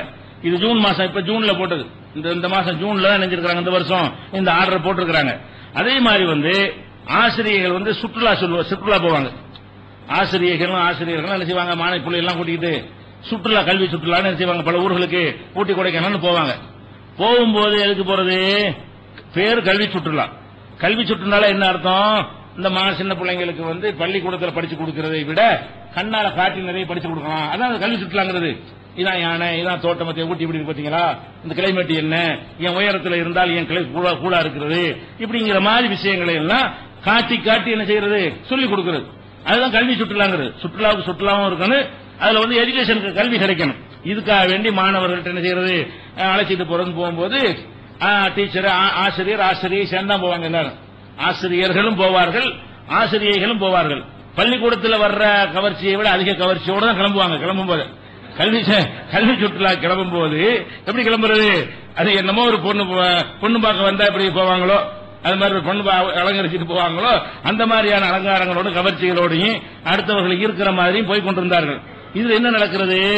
அங்க போய் இந்த ஆசிரியைகள் சல்லாபம் பண்ணி அத மாணவர்கள் செல்போன்ல படம் பிடிச்சி அதை கொண்டாந்து இங்க கொடுத்து பெரிய போராட்டம் நடந்து பஞ்சாயத்து ஆகி போச்சு. ஆசிரியர் கல்வி சுற்றுலாவுக்கு போயிட்டு நீங்க போய் அதை பூங்காவுக்கு போங்கடான்னு சொல்லிவிட்டு இவங்க வேற பக்கம் போயிடுறது. இதுக்கெல்லாம் வந்து இந்த மாதிரி செலவு பண்ணி அதை சில பசங்க செல்போன் தான் இருக்கு இந்த காலத்துல, அதை போட்டா எடுத்து பரப்பி விட்டு நெட்ல எல்லாம் போட்டு பெரிய கம்ப்ளைண்ட் ஆகி வீட்டுக்கு திரும்பி வந்து இந்த மாதிரிலாம் சொன்னவன அந்த குடும்பத்தாரெல்லாம் சேர்ந்து அந்த ஆசிரியர் வீட்டுக்கும் போராட்டம் பண்ணி பஞ்சாயத்து நாரி போச்சு தமிழ்நாடு. இதுக்கு பிறகு நினைஞ்சாங்க, கல்வி சுற்றுலா செல்லக்கூடியவர்கள் என்ன செய்யக்கூடாது, பெண்கள் கவர்ச்சிகரமான ஆடை அணிந்து செல்லக்கூடாது, அரசாங்கம் உத்தரவு போடுது. அதான் அந்த உத்தரவு போட்டு எப்படி செயல்படுத்த முடியும் எல்லாருக்கும் தெரியும். ஆனா எதுக்கு நான் சொல்றேன், காரணம் தான் விளங்குறாங்கல்ல, உள்ளுக்குள்ள இருக்குது, உள் மனசு ஒத்துக்கிறது எது, இது சரியில்லை. ஆனா சொல்ல முடியல, எப்படி சொல்றது, இஸ்லாம்னு சொல்லிடுவாங்களோ, மதுராஜனத்துக்கு எதிர்ப்பு தெரிஞ்சமா எதிர்ப்பு வந்துடும் பயந்து கொண்டு அப்படி சொல்லியும் சொல்லாம பட்டும் படாம ஒரு அளவுக்கு என்ன செய்யறாங்க, மாறிட்டு வர்றாங்க. நாங்க ஏன் மாறிட்டு வர வேண்டிய தேவையே இல்லை. இன்னும் சொல்ல போனால் நம்ம கண்ணால பாக்குறோம், 1980களில் பாத்தீங்கன்னு சொன்னா இந்த தமிழ்நாட்டை எடுத்துக்கொள்வோம், பெண்கள் முஸ்லீம் பெண்கள் பல ஊர்களில் ஹிஜாபே கிடையாது, சும்மா சேலோட தான் போவாங்க. நம்ம வந்து பின்வாங்கிட்டு போயிடலாம், அவங்க தான் மாறிட்டு வர்றாங்க. நம்ம என்ன செய்யறோம், மார்க்கம் அறியாம ஹிஜாப் இல்லாம சேலை செய்யுங்க. எங்க ஊர் தொண்டி ராமநாதபுரம் டிஸ்ட்ரிக்ட் எல்லாம் போனீங்கன்னா யாருமே ஹிஜாபை பேண மாட்டாங்க. நாங்கெல்லாம் சிறுவர்களா இருக்கக்கூடிய காலத்தில் என்ன செய்ய மாட்டாங்க, வெறும் சேலையோட தான் நடமாடுவாங்களே தவிர மற்றபடி வேற இருக்கக்கூடிய அந்த மாதிரியான ஆடைகள்லாம் கிடையாது. இப்ப போய் பார்த்தா ஒரு ஆள் கூட சேலையோட நடமாடுற பார்க்க முடியல. 20 வருஷத்துல அப்படி ஒரு யுகப்புரட்சி நடந்த மாதிரி இதான் கரெக்ட்னு பெண்களை விளங்கி என்ன செய்யறாங்க, அதுக்கெல்லாம் மாறிக்கிட்டு இருக்கிற காட்சியெல்லாம் பார்க்கிறோம். அப்ப இங்க இருந்து பின்தங்கி இருந்தவங்க கூட கரெக்டான மார்க்கத்தை நோக்கி வந்து கொண்டிருக்கிறார்கள். ஹிஜாப் அணியாத பெண்கள் கூட என்ன செய்யறாங்க, இதான் நமக்கு சேஃப்டின்னு விளங்கி நடக்கக்கூடிய இதை பார்க்கிறோம். அங்க என்ன நடக்கிறது, அவங்க மாறிட்டு வர்றாங்க, அவங்க என்ன செய்யறாங்க, இதை நோக்கி மாறுறாங்க. அப்ப எதை மாத்தனே, இங்க இருந்து ஒருத்தங்க கூட மாறி வரல, மைனஸ் ஆயிட்டு வரல, விளங்க அதிகரித்துக் கொண்டிருக்கிறார்கள். மார்க்க விளங்காத ஒரு காலம் இருந்தது. இஸ்லாம்னா என்னன்னு தெரியாம சும்மா ஒரு கண்டதே காட்சின்னு வாழ்ந்துகிட்டு இருந்தாங்க ஒரு காலம். இன்னைக்கு ஏகத்துவ எழுச்சிலாம் வந்த பிறகு புரிந்த பிறகு என்ன செய்யறாங்க, இதுதான் பெண்களுக்கு சேஃப்டி பாதுகாப்பு இருக்குன்னு விளங்கி முன்னேறி கொண்டிருக்கிற காட்சியை பார்க்கிறோம். அது மாத்திரம் இல்லாம என்ன செய்யறாங்கன்னு கேட்டா, அந்த ஆசிரியர்கள் போகும் பொழுது அவங்க தனியாக இருக்கக்கூடாது, ஒரு டீமோட தான் இருக்கணுமா. ஆசிரியர்கள் மாணவர்கள் அந்த மாணவிகள் ஒரு டீமோட தான் இருக்கணும். டீமோட இருந்தா என்ன ஆயிரும், நீ அங்க போ நான் இங்க போக முடியாதுல்ல, பசங்களை நாங்க தனி போட்டுவிட்டு ரெண்டு பேரும் வேற பக்கம் போற விளையாட்டு நடக்காது. அதனால அந்த மாணவிகளோடவே என்ன செய்யணும், ஆசிரியர்கள் மாணவிகளோட ஒரு டீமா உட்காந்துக்கணும். 25 பேருக்கு ஒரு ஆசிரியை, உங்களோட நீ கடைசி வரைக்கும் இருக்கணும். 25 மாணவர்கள் ஒரு ஆசிரியர், நீ அந்த மாணவனோட தான் இருக்கணுமே தவிர அவனை தனியாக அனுப்பி விடக்கூடாது. அப்படின்னா என்ன, படுக்கிறது தங்குறது எல்லாம் இப்படிதான் ஆக்கி விட்டாங்க, சட்டம் போட்டாங்க. இந்த சட்டம் எப்படி நடைமுறைப்படுத்து எவர் கண்காணிக்கிறான்னு தெரியாது. ஆனா எதுக்கு இதை சொல்ல வர்றோம்னு கேட்டா, இது ஃபெயிலியரா தான் ஆயிரும். ஒழுங்கா தெளிவான ஒரு சட்டம் போட்டாலும் ஒர்க் அவுட் ஆகும். ஆனா உணர்வு, அவங்களுடைய உணர்வு எதுக்காக இந்த சட்டம் போடுறாங்க அதான் கேள்வி. ஏன் இப்படி போடுறாங்க, இந்த மாதிரி பெண்கள் அணியிறது ஆணை பாதிக்குதுங்கிற அர்த்தம் இருக்கா இல்லையா? இந்த சட்டத்துடைய மீனிங் பொருள் என்ன, பெண்கள் ஒரு மாதிரி ஆடை அணிந்து வந்தால் கூட இருக்கிற ஆண்கள் சபலப்படுகிறார்கள், அதனால் பாதிப்பு ஏற்படுகிறது என்பதை உணர்ந்து தமிழ்நாடு அரசாங்கமே இந்த ஒரு ஆர்டரை பண்ணக்கூடிய காட்சியை பார்க்கிறோம். அதே மாதிரி இன்னொரு விஷயம் என்னன்னு கேட்டா, வீக்னு ஒரு பத்திரிகை இருக்கிறது. வீக்னு சொல்லி ஆங்கில பத்திரிகை, ரொம்ப பிரபலமான ஒரு பத்திரிகை. அந்த பத்திரிகையில் என்ன செய்யறாங்கன்னா, ஒரு தனியா ஸ்பெஷல் ஒரு ஆர்டிகல் ஒன்று போடுறாங்க. என்ன ஆர்டிகல் சொன்னா, வெளிநாடுகள்ல இருந்து வந்து இங்க தங்கி படிக்கக்கூடிய மாணவிகள், வெளிநாட்டு பெண்கள் இந்த நாட்டில் படிக்குவாங்க. எதுக்குன்னா கல்வி ரொம்ப உயர்வுங்கிறதுக்காக படிக்க வர்றதில்ல, காசு கம்மிங்கிறதுக்காக படிக்க வர்றாங்க. இங்க அப்படி சிறந்த கல்வினா நம்ம கொடுத்துடல, அவங்க நாட்டில் நல்ல நல்ல கல்விலாம் இருக்குது. அங்க 1 கோடி ரூபாய்க்கு படிக்கிற கல்வி என்ன செய்யலாம், 10 லட்சம் ரூபாய் படிச்சு போடலாம். அந்த மாதிரியான ஒரு வித்தியாசத்தை கருதி என்ன செய்யறாங்க, நிறைய பேர் நம்மளோட டாக்டர் படிக்க ரஷ்யாவுக்கு போற மாதிரி தான் நிறைய பேர் ரஷ்யாவோட டாக்டர் படிக்க போறாங்க. எதுக்காக வேண்டி, கம்மியான காசு. அப்ப கம்மியான காசு என்பதற்காக ரஷ்யாவுக்கு படிக்க போற மாதிரி வெளிநாட்டிலிருந்து வர்றவங்களுக்கு நம்ம நாட்டில் குறைந்த, நம்ம நாட்டுக்கு தாங்க முடியாத கட்டணமா இருக்கு. அது ஒரு விஷயம். அவனுக்கு கம்பேர் பண்ணும்போது கம்மியா தெரியுது. பல கோடிகள் செலவழிக்கும் போது அது கம்மியா, நமக்கு தாங்காது. கட்டண நியாயம் அர்த்தம் வச்சுக்கிறாங்க. இது நம்ம நாட்டு வருமானத்துக்கு ஏற்ற கட்டணம் இல்லை, கூடுதலா தான் இருக்கு, தாங்க முடியாது. கல்விக்கு தான் பிச்சை தெரியுறாங்க, அந்த அளவுக்கு மோசமாக இருக்கு. ஆனா அவன் கம்பேர் பண்ணி பார்க்கும் பொழுது இது கொஞ்சம் கம்மியா இருக்கு என்பதற்காக வேண்டி அங்கிருந்து மாணவிகள் படிக்கிறாங்க. படிச்சா அந்த மாணவிகள் 4 பேர்கிட்ட பேட்டி எடுத்து, படத்தோட பேட்டி எடுத்து அந்த பத்திரிகையில் போடுறான். என்ன பேட்டி எடுத்து, அந்த மாணவிகள் சொல்றாங்க, இந்த நாட்டில் வாழ முடியல, வெளியே நடமாட முடியல, நாங்க ஒரு ஆண்கள் ஒரு மாதிரியா இடிக்கிறதும் பிடிக்கிறதும் பலவிதமான சேட்டைகள் பண்ணுவதும், பஸ்ல ஏற முடியல, ட்ரெயின்ல ஏற முடியல, கடத்தெருவுல நெரிசலான ஒரு தெருவுல நுழைஞ்சு போக முடியல, ஒரு பஜாருக்கு போக முடியல, ரொம்ப ஒரு நெருப்பில் நடக்கிற மாதிரி இங்க உள்ள ஆண்கள் என்ன செய்யறாங்க, சீரழிஞ்சு இருக்கிறாங்க, எந்த ஒரு பாதுகாப்புமே இல்ல அப்படின்னு சொல்லி அவங்க சொல்லிவிட்டு, அப்புறம் தான் நாங்க யோசிச்சோம். என்ன யோசிச்சோம்னா, முழு உடலையும் மறைக்கக்கூடிய ஆடை அணிஞ்சு போய் பார்ப்போமே என்று நாங்கள் என்ன செஞ்சோம், யோசனை செஞ்சு நடக்க ஆரம்பிச்சோம். அதே பஸ்ல ஏறுறோம், அதே ட்ரெயின்ல ஏறுகிறோம், புர்கா போட்டு, புர்காங்கிற அந்த கலர்ல இல்லாம முகமும் கையை தவிர மற்ற எல்லாம் மறைக்கப்பட்டிருக்கிறது. அந்த மாதிரி ஆடையோட அந்த படமும் அந்த வீக் பத்திரிகையில வந்திருக்கிறது. அந்த நியூஸை நம்ம உணர்வு ஆராய்தல் இந்த படத்தோட வெளியிட்டு இருந்தோம். அப்ப அந்த மாதிரியான ஒரு அந்த பெண்கள் பேட்டி கொடுக்குறாங்க. என்ன கொடுக்குறாங்க, இந்த மாதிரி போட்ட உடனே அதே நான் தான் போறேன், நேற்று என்னை பிடிச்சிக்கிட்டு அன்னைக்கு என்ன செய்யணும், கண்டுக்கலாம் நினைக்கிறான். அப்ப என்ன விஷயம், இந்த ஆடை தான் தூண்டுதுங்கிறது இந்த 4 பெண்களும் பேட்டி கொடுக்கறாங்க. நாங்கள் இந்த ஆடையை அணிவதற்கு முன்னால் எங்களை பலவிதமாக காமச்சேட்டையில் பார்த்தார்கள், சீண்டினார்கள், அதுக்கு பேர அர்த்தம் கற்பித்துக் கொண்டார்கள். இந்த பெண் ஒரு மாதிரியா வருதுன்னு சொன்னா இவர் நமக்கு படிஞ்சிருவா அப்படி நினைக்கிறான், நம்ம என்ன வேணாலும் செய்யலாம், அதுக்கு உரிய ஆள் தான் சொல்லி என்ன செய்யறான், இவன் நினைக்கிறான். அதே நேரத்தில் நாங்க இந்த மாதிரி போகக்கூடிய நேரத்தில் இவன் இந்த மாதிரி போத்திக்கிட்டு போறாலே இவன் நெருங்க முடியாது, வேற மாதிரி விபரீதமாயிரும் நினைக்கிறானோ, அல்லது அந்த கவர்ச்சியா இருக்கக்கூடிய தன்மை இருக்கணுமா இல்லையா, அந்த தன்மை வெளியே தெரியலையோங்கிற காரணத்தினாலேயோ அதுல எங்களுக்கு அவ்வளவு சேஃப்டியா இருக்கிறது, பயமற்று போய் வர்றோங்கிறாங்க. ஒரே நாடு, ஒரே சட்டம், ஒரே மாணவிகள் தான், ஒரே காலகட்டம், 1 மாசம் முன்ன பின்ன அவ்வளவுதான். அப்ப போன மாசம் வரைக்கும் இப்படி சேட்டை பண்ண, இந்த மாசம் பண்ணலன்னு சொன்னா என்ன அர்த்தம், ஆடை பாதுகாக்குதா இல்லையா? இந்த பாதுகாப்புக்காக வேண்டி சொன்னால் பெருமைப்படணும். இந்த பெண்களுக்குரிய இந்த ஆடையுடைய அமைப்பை வைத்து நம்ம என்ன செய்யணும், பெருமைப்படணுமே தவிர என்ன செய்யணும், இப்படியான ஆடை அணிந்தால் பெண்களை நீங்கள் போகப் பொருளாக்குறீங்க, எப்படி உல்டா பண்றான்னு வருங்க, வாதத்தை தலைகீழாக்கணும். இது பெண்களை போகப் பொருளாக்கணுமா. போகப் பொருள் என்ன, அவங்கள ஒரு சந்தோஷத்துக்கு மட்டும் பயன்படுத்திக்கிறீங்க, வேற ஒண்ணும் இல்ல, அவங்களுக்கு உரிமையற்ற அப்படின்னு ஒரு வாதத்தை வைக்கிறான். உண்மையில போகப் பொருள் என்ன, கண்டவன்லாம் பார்த்து பார்த்து ரசிக்கிறதான போக பொருள். போகம்னா என்ன? அது எவன்லாம் பார்க்கறானோ அவன்லாம் பார்த்து ரசிக்கலாம். நீ இவன் தான் தெருவில் நடமாட விட்டு போக பொருள் மாதிரி ஆக்குறான். ஒரு பிளேடு விளம்பரமா இருந்தாலும் சோப்பு விளம்பரம் இருந்தாலும் பொம்பளை எப்படி காட்டுறான்? அந்த மாதிரி காட்டுறான். ஒரு எஸ்எம்எஸ்க்கு ஒரு பொம்பளை போய் மயங்கி ஒருத்தனோட உட்காந்துற பார்க்கணும். போன் வச்சு போன்ல எஸ்எம்எஸ் கொடுப்பாரு, பண்ணிக்கிறேங்க பண்ண கட்டி பிடிச்சி முத்தம் கொடுத்துருவாரு. அப்ப இது பொம்பளை எப்படி காட்டுற? நீ ஒரு எஸ்எம்எஸ் ஓசி எஸ்எம்எஸ்க்கு நீ இடம் கொடுத்தீங்கன்னா ஆம்பளை வீழ்த்திடலாம், ஆம்பளை வண்டியில் உளுந்துருவான்னு காட்டுறா. இதானடா பொம்பளைய போக பொருள் ஆக்குறது. ஒரு சாக்லேட் 5 ரூபா சாக்லேட் கொடுத்து கணக்கு பண்ணிடுறான். அப்படி காட்டுறான். சாக்லேட் எப்படிப்பட்ட தெரியுமா? முதல்ல முறைச்சிக்கிட்டே போவா. இவன் என்ன பார்த்துக்கிட்டே எப்படி சாக்லேட் காட்டுவான். ஒரு கட்டி பிடிப்பா. 5 ரூபா சாக்லேட். இந்த 5 ரூபா சாக்லேட்டை விற்கிறதுக்காக வேண்டி விளம்பரத்தில் எப்படி காட்டுறான்? இந்த சாக்லேட் எப்படி ருசி என்றால் ஒரு பெண்ணை வந்து கொண்ட காலத்தில் உள்ள வச்சிரும் அப்படிங்கிறான். அப்ப இது பெண்ணுக்கு கேவலமா. இதுல கண்டிக்கணும். எது போக பொருளுங்கிற இது அப்பட்டமான போக. இதுக்காண்டு ஒரு பெண்ணு போறான்னு சொன்னா கேவலமா செருப்படுத்து அடிக்கணுமா இல்லையா? எல்லா பெண்களுக்கு இது கோவம் வரணுமா இல்லையா? அதை உட்காந்து ரசிக்கிட்டு இருக்கணும். எவ்வளவு பெரிய ஒரு பெண்ணுக்கு எதிரான ஒரு விஷயம். இதை பத்தி அறிவிச்சுவானா, எழுதுனானா, போராட்டம் பண்றானா? மகளிர் அமைப்புல எங்க போனாங்க? அவங்களாம் பெண்களை இப்படி கேவலப்படுத்துற இப்படியே நாங்க இருக்கிறோம் கேட்கணுமா இல்லையா? இப்படி பெண்களை ரொம்ப அவமானப்படுத்தக்கூடிய வகையில் என்ன செய்யறது? அளவுல ஒருத்தன் வருவான், ஒரு பேஸ்ட் யூஸ் பண்ணிருப்பான் போல இருக்கு. இந்த அந்த வாடை எங்க இருக்குது? எங்க இருக்கிற பொம்பளைக்கு தெரியுது. அப்படி அந்த வாடையை நினைச்சு இப்படி வந்து என்ன செய்யறா? அவன் ஒழிச்சு போயிருக்கான். இது என்னடா பண்றீங்க? அப்ப பொம்பளையில எப்படி காட்டுற? இப்படி அப்ப ஒரு பேஸ்ட் வாடகைக்கா வேண்டி பொம்பளை இழுத்து போடலாம், ஒரு சாக்லேட்டுக்கு இழுத்து போடலாம், ஒரு இப்படி எல்லாம் ஒரு செல்போனை கொடுத்து இழுத்து போடலாம், செல்போனை கொஞ்ச நேரம் பேசுறது கொடுத்து கணக்கு பண்ணிடலாம். இப்படி எல்லாம் அதுக்கு ஒரு ஆபாச ஆடையோட வர அதை காட்டும் போது கூட அவளை ஒரு ஆபாசமான ஒரு ஆடையோட காட்டி இப்படிலாம் பண்றீங்களே, இது வந்து போக பொருளா? அது போக பொருளா? யோசிச்சு பார்க்க வேண்டும். பெண்களுடைய ஆடைகள் இன்னும் சொல்ல போவதாக இருந்தால் இவங்க இதுக்கு எதிராக சொல்லக்கூடிய இந்த போக பொருளுங்கிற பாகத்தான் சொல்லுவாங்க. நீங்க வந்து எல்லா வர்த்தகத்திலையும் நீங்க பாருங்க, எந்த ஒரு விளையாட்டு எடுங்க, பள்ளிக்கூடத்தை எடுங்க, எல்லாத்திலையும் போக பொருளாக்குறோம் யார்? படிக்கிறதுக்கு தான் ஆணு பெண்ணு போறோம். ஆணு பெண்ணு போனா ஆம்பளைக்கு ஃபுல் பேண்ட் சட்டை போடுறியா, ஃபுல் பேண்ட் சட்டையும் முழுக்கை சட்டையும் போடுறியா இல்லையா, யூனிஃபார்ம் போடுறியா இல்லையா? பொம்பளைக்கு ஏன் இந்த மாதிரி போடுற? அவளுக்கு மட்டும் குட்ட போக பொருள் இல்லாம என்ன அர்த்தம் இதுக்கு? 2 பேரும் ஒரே படி படிக்க போறாங்க, ஒரே மாதிரி 2 பேரும் ஆடையை போட்டு வந்தா கூட ஓரளவு நீ அப்படி இல்லைன்னு நினைச்சுக்கலாம்.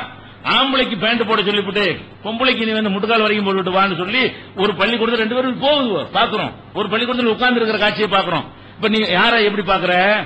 ஆம்பளைய வந்து வேற மாதிரியும் பொம்பளைய போகமா வந்து பாக்குற.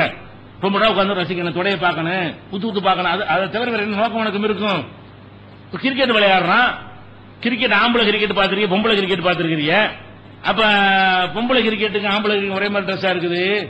டென்னிஸ் விளையாடுறான், அந்த டென்னிஸ் விளையாட என்ன செய்யறது? ஆம்பளையாச்சும் இந்த பெருமுளா போட்டுருக்கான், முட்டு போட்டுருக்கான்.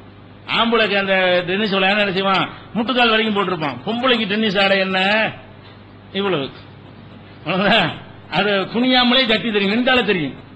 இப்படி காட்டுறான். இதை போய் பாக்குறாங்க எதுக்காக வேண்டி? அப்ப நீங்க ஒரு விளையாட்டு விளையாண்டாங்கன்னா அந்த விளையாட்டுல கூட பொம்பளைக்கு கம்மியான ட்ரெஸ் போடுறியா இல்லையா? அப்ப ஆம்பளைக்கு கம்மியா, ஆம்பளைக்கு அதிகமான ட்ரெஸ் போடுறான், பொம்பளை கம்மியா போடுறதுக்கு என்ன காரணம்? ஒரு சினிமாவை எடுத்துக்கிறது எப்படி காட்டுறான் பொம்பளைய? ஆம்பளை வந்தாருன்னா என்ன செய்வாரு? அப்படியே கட்ட கோட்டு போட்டு சூட்டு போட்டு டை கட்டி கையை முடிச்சு 3 ட்ரெஸ் போட்டுருவாரு. அவருக்கு உள்ளுக்குள்ள ஒரு பனியனை போட்டு, அப்புறம் ஒரு சட்டை போட்டு, அப்புறம் கோட்டை ஒண்ணு போட்டு, அப்புறம் கை வரைக்கும் போட்டி, இவ்வளவு இருக்கமா அவரை காட்டி ஒண்ணுமே தெரியாது. ஒரு ஆம்பளைக்கு என்ன தெரியும்? மூஞ்சி தான் தெரியுது. சினிமாவில் பாத்தீங்கன்னா ஒரு ஆம்பளையோட முகம் தான் தெரியுது, அதிகபட்சமா கை தெரியுது, மீதி உள்ள ஒண்ணுமே தெரியல. கீழே பாத்தீங்களா தெரியுதா? தொட தெரியுதா? முட்டுக்கால் தெரியுதா? பாதம் கூட தெரியாது. அவ்வளவு கீழே எதையும் பேண்ட போட்டு விட்டுறாங்க. ஒரு ஆம்பளை நீ அப்படி காட்டுற. சரி, அந்த ஆம்பளைக்கு தோடியா காட்டுற பொம்பளை எப்படி காட்டணும்? ஒரு டான்ஸ் ஆடினா கூட ஆம்பளை இப்படி தான் ஆடுவாரு. பொம்பளை எப்படி ஆடுவா? அவளுக்கு இங்க புறம் தெரியும், முதுகுல முக்காவாசி தெரியும், இங்கனுக்குள்ள தெரியும், தொடை கீழே தெரியும். அவ ஆடுறதுனால இன்னும் அதிகமாக தெரியும். இதுல என்ன அர்த்தம் விளங்குறது? எல்லாருமே பொம்பளைய வந்து ஏதோ ஒரு பொருள் மாதிரியும், ஆம்பளைய பார்த்து ரசிக்கணும், கண்டமனு பார்த்து ரசிக்கிறது தான். அதுக்கு தான் அவர்கள் படைக்கப்பட்டாலும் நீ நினைக்கிற, நாங்க நினைக்கிறோமா? நாங்கள் எப்படி நினைக்கிறோம்? ஒரு பெண்ணை வந்து ஒரு வாழ்க்கை துணையா ஏற்றுக்கொண்டு சமமாக கொடுத்து, அவ வந்து நாங்களும் குடும்பத்தில் ஒரு ஆளா ஏற்றுக்கொண்டு மரியாதையை கொடுத்து அவளை நாங்கள் சந்தோஷப்படுத்தி அவள் மூலமா நாங்கள் இப்படி நாங்கள் எங்களுடைய வாழ்க்கை முறை, இஸ்லாமிய வாழ்க்கை முறை இருக்கிறது. நீ என்ன பண்றேன்னு கேட்டா ஒவ்வொரு பொம்பளையும் ஒவ்வொரு ஆம்பளையும் விருந்து படைக்கணும்னு நினைக்கிறேன். அவருடைய உடலால் விருந்து படைக்கணும், அவருடைய கவர்ச்சியால் விருந்து படைக்கணும், ஒவ்வொருத்தரும் பார்த்து ரசிக்கணும். அது வந்து ஒரு பொருளாக, ஒரு பொருள் மாதிரி அதனால கற்பழிக்கிறான். அவள் உணர்வுள்ள ஒரு ஆள் மாதிரி நினைச்சா கற்பழிக்கிறான். அது ஒரு மெட்டீரியல் தான். கீழே ஒரு தங்க கட்டி கிடந்தா தூக்கிட்டு போக அது மாதிரி நினைக்கிறான். எதனால கற்பழிக்கிறான்? ஒரு தங்க கட்டி கீழே கிடந்தா தூக்கிட்டு ஓட ஆசைப்படுவீங்களா இல்லையா? அது மாதிரி ஒரு மெட்டீரியல் நினைக்கிறான் பொம்பளைய. மெட்டீரியல் நினைக்கிறது காரணம் என்ன? நீ போற ட்ரெஸ் தான். இந்த அசிங்கமான டிரெஸ்ஸின் காரணமாகத்தான் அவ ஒரு பொருள் என்ற அளவுக்கு வந்து விட்டாள். ஒரு ஜீவன் உள்ள ஒரு உயிர் என்கிற அளவுக்கு வரவில்லை. உன்னை மாதிரி உயிர் நீ சமத்துவம் பேசுற. இதான் சமத்துவம். அவங்களுக்கு முறையான ஆடை அணிவதுதான் சமத்துவம். மனுஷியா பார்க்கிறோம். முறையாக ஆடை அணியும் போது என்ன செய்யணும்? அவளை மனுஷியாக பார்க்கிறோம் என்பதை பார்க்கிறீங்க. அதே மாதிரி வந்து இன்னைக்கு வந்து அரசியல்வாதி தலைவர்கள் எல்லாத்தையும் எடுத்துக்கிறங்க. எல்லாரும் எப்படி ட்ரெஸ் போட்டிருக்காங்க? நம்ம முன்னாள் முதல்வர் கருணாநிதி எப்படி ட்ரெஸ் போட்டிருக்காரு? தொப்புள் தெரியுதா? தொட தெரியுதா அவருக்கு? இதெல்லாம் முழுசா ட்ரெஸ் போட்டு ஒரு முதலமைச்சராக இருக்க முடிஞ்சா இல்லையா? ட்ரெஸ்ஸுக்கு இதுக்கு என்ன சம்பந்தம்? ட்ரெஸ்ஸை குறைச்சாதான் முன்னேற முடியுமா? முன்னேற்றத்துக்கு அளவுகோலை கேட்டா முன்னேற்றத்துக்கு அளவுகோலுங்கிறான். ட்ரெஸ்ஸை வந்து இந்த மாதிரி குறைச்சா முன்னேறலாமா? அப்ப இந்த முன்னேறதுக்காக வேண்டியவர் அப்படிதான் செஞ்சாரா முன்னாள் முதல்வர்? நம்ம பிரதமர் இருக்காரு, அவருக்கு என்ன தெரியுது பாத்தீங்கன்னா, அவர் தலை கூட தெரிய மாட்டேங்குது. மொத்தம் இது வரைக்கும் இருக்கிறான், தலையும் சேர்த்து தலப்பா கட்டி என்ன செய்யறாரு? அவர்கிட்ட பாதி முகம் தான் தெரியும், முழு முகம் கூட தெரியல அவருக்கு. பாதி முகத்தை மட்டும் காட்டிக்கிட்டு நாட்டுக்கு பிரதமரா இருக்காரு, உலகம் முறை சுத்திட்டு வர்றாரு. இந்த நாட்டு ஆள முடியுதா இல்லையா? அப்ப ஆடையினால என்னத்தை காட்டிட்டாரு அவரு? பிரதமர்கிட்ட என்னத்தை பார்த்து எல்லாம் ஓட்டு போட்டாங்க? ஒன்னும் கிடையாது. அப்ப அவ்வளவு வேணாம். நம்ம முதல்வரை இப்ப இருக்கிற ஜெயலலிதா அவருடைய ஆடை எப்படி சபையில் வரும் எப்படி இருக்கிறது? அவங்களுக்கு முகம் கையை தவிர ஏதாவது தெரியுதா? முகம் தெரியுது, கை மத்தால மறைச்சவங்களா தான் வர்றாங்க. நல்லா இறுக்கி போத்திக்கிட்டு பெரிய அளவுல அதுக்கு தனியா தயாரிச்சு ஒரு கோட்டு மாதிரி ஒரு துணியான மாதிரி உள்ளுக்குள்ள ட்ரெஸ்ஸையும் போட்டு மேலே அந்த மாதிரி போத்துக்கொண்டு என்ன செய்யறாங்க? வந்து பாத்தீங்கன்னாலேயே வேற மாதிரியான ஒரு தோற்றம் வராத அளவுக்கு சபைக்கு வர்றாங்களா இல்லையா? இந்த அரசியல் வர சினிமாவில் இருக்கும் எப்படி வேணா இருந்தாலும் இன்னைக்கு நம்ம ஒரு முதல்வர் இருக்கிறோம், இது கண்ணியம், இதுக்கு ஒரு கண்ணியம் இருக்கிறது, இதுக்கு ஒரு ஆடையத்தான் நம்ம அணியணும். இல்லன்னா நல்லா இருக்கா நினைச்சு அவங்க இருக்கிறாங்களா இல்லையா? இது வந்து அவங்க ஆடையை குறைவாக அணிந்து ஆடிக்கொண்டிருந்த காலத்தில் முதலமைச்சராக முடியல. இன்னைக்கு நிறைவான ஆடை அணிந்து முதலமைச்சராக இருந்து சிறப்பாக செயல்படுறது காரணம் என்ன? இது எப்படி தடையா இருந்துச்சா? அந்த டிரெஸ் தடையா இருந்துச்சா? அப்ப இது கேட்டு இந்த மாதிரி அணிஞ்சா பிற்போக்கு எது பிற்போக்கு? அப்ப குறைஞ்சபட்சம் ஆம்பளை மாதிரி பொம்பளை அணின்னு சொல்லணுமா இல்லையா? ஏன் கம்மியாக்குறீங்க? ஆண்கள் அணியரோடு பெண்களுக்கு ஆடையை குறைக்கிறீங்க. எல்லா துறையிலையும் விளையாட்டு, படிப்பு, அலுவலகம் எதை எடுத்துக்கொண்டாலும் ஆம்பளைக்கு எவ்வளவு தெரியும் அளந்து பாருங்க. சென்டிமீட்டர் கணக்கு அளந்து இவனுக்கு வெளியே தெரியுற பகுதி என்னன்னு அளங்க.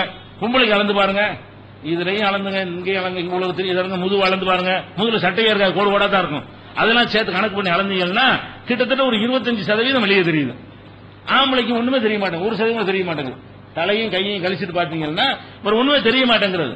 அப்ப அந்த மாதிரியா இருக்கிற ஒரு நேரத்தில் பெண்களை இந்த மாதிரி காட்டுவதில் என்ன உங்களுக்கு சுகம்? பார்த்து ரசிக்கிறது உங்களுக்கு என்ன ஒரு வக்கர புத்தி? வேற என்னத்துக்காக குரல் கொடுக்குறீங்க? அவங்க ஒரு மனுஷியாக இருந்து உணர்வோட இருந்து வீட்டில் போய் சந்தோஷமா இருந்துட்டு போறாங்களே.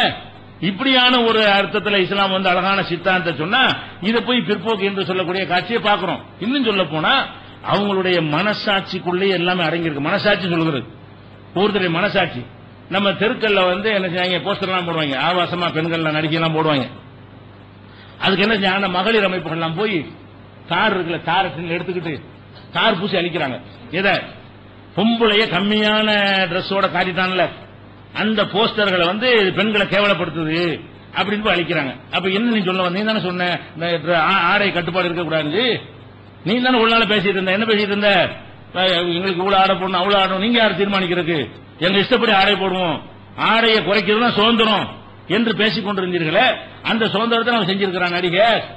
நீ சொன்ன சுதந்திரத்தை செஞ்சிருக்கிறா. நீ என்ன அப்படி கம்மியா போடுச்சா? எனக்கு இதான் பிடிக்கும் அதே அழிக்கிறீங்க. உள்மனசு சொல்லுது, ஆம்பளை வேற பொம்பளை வேற.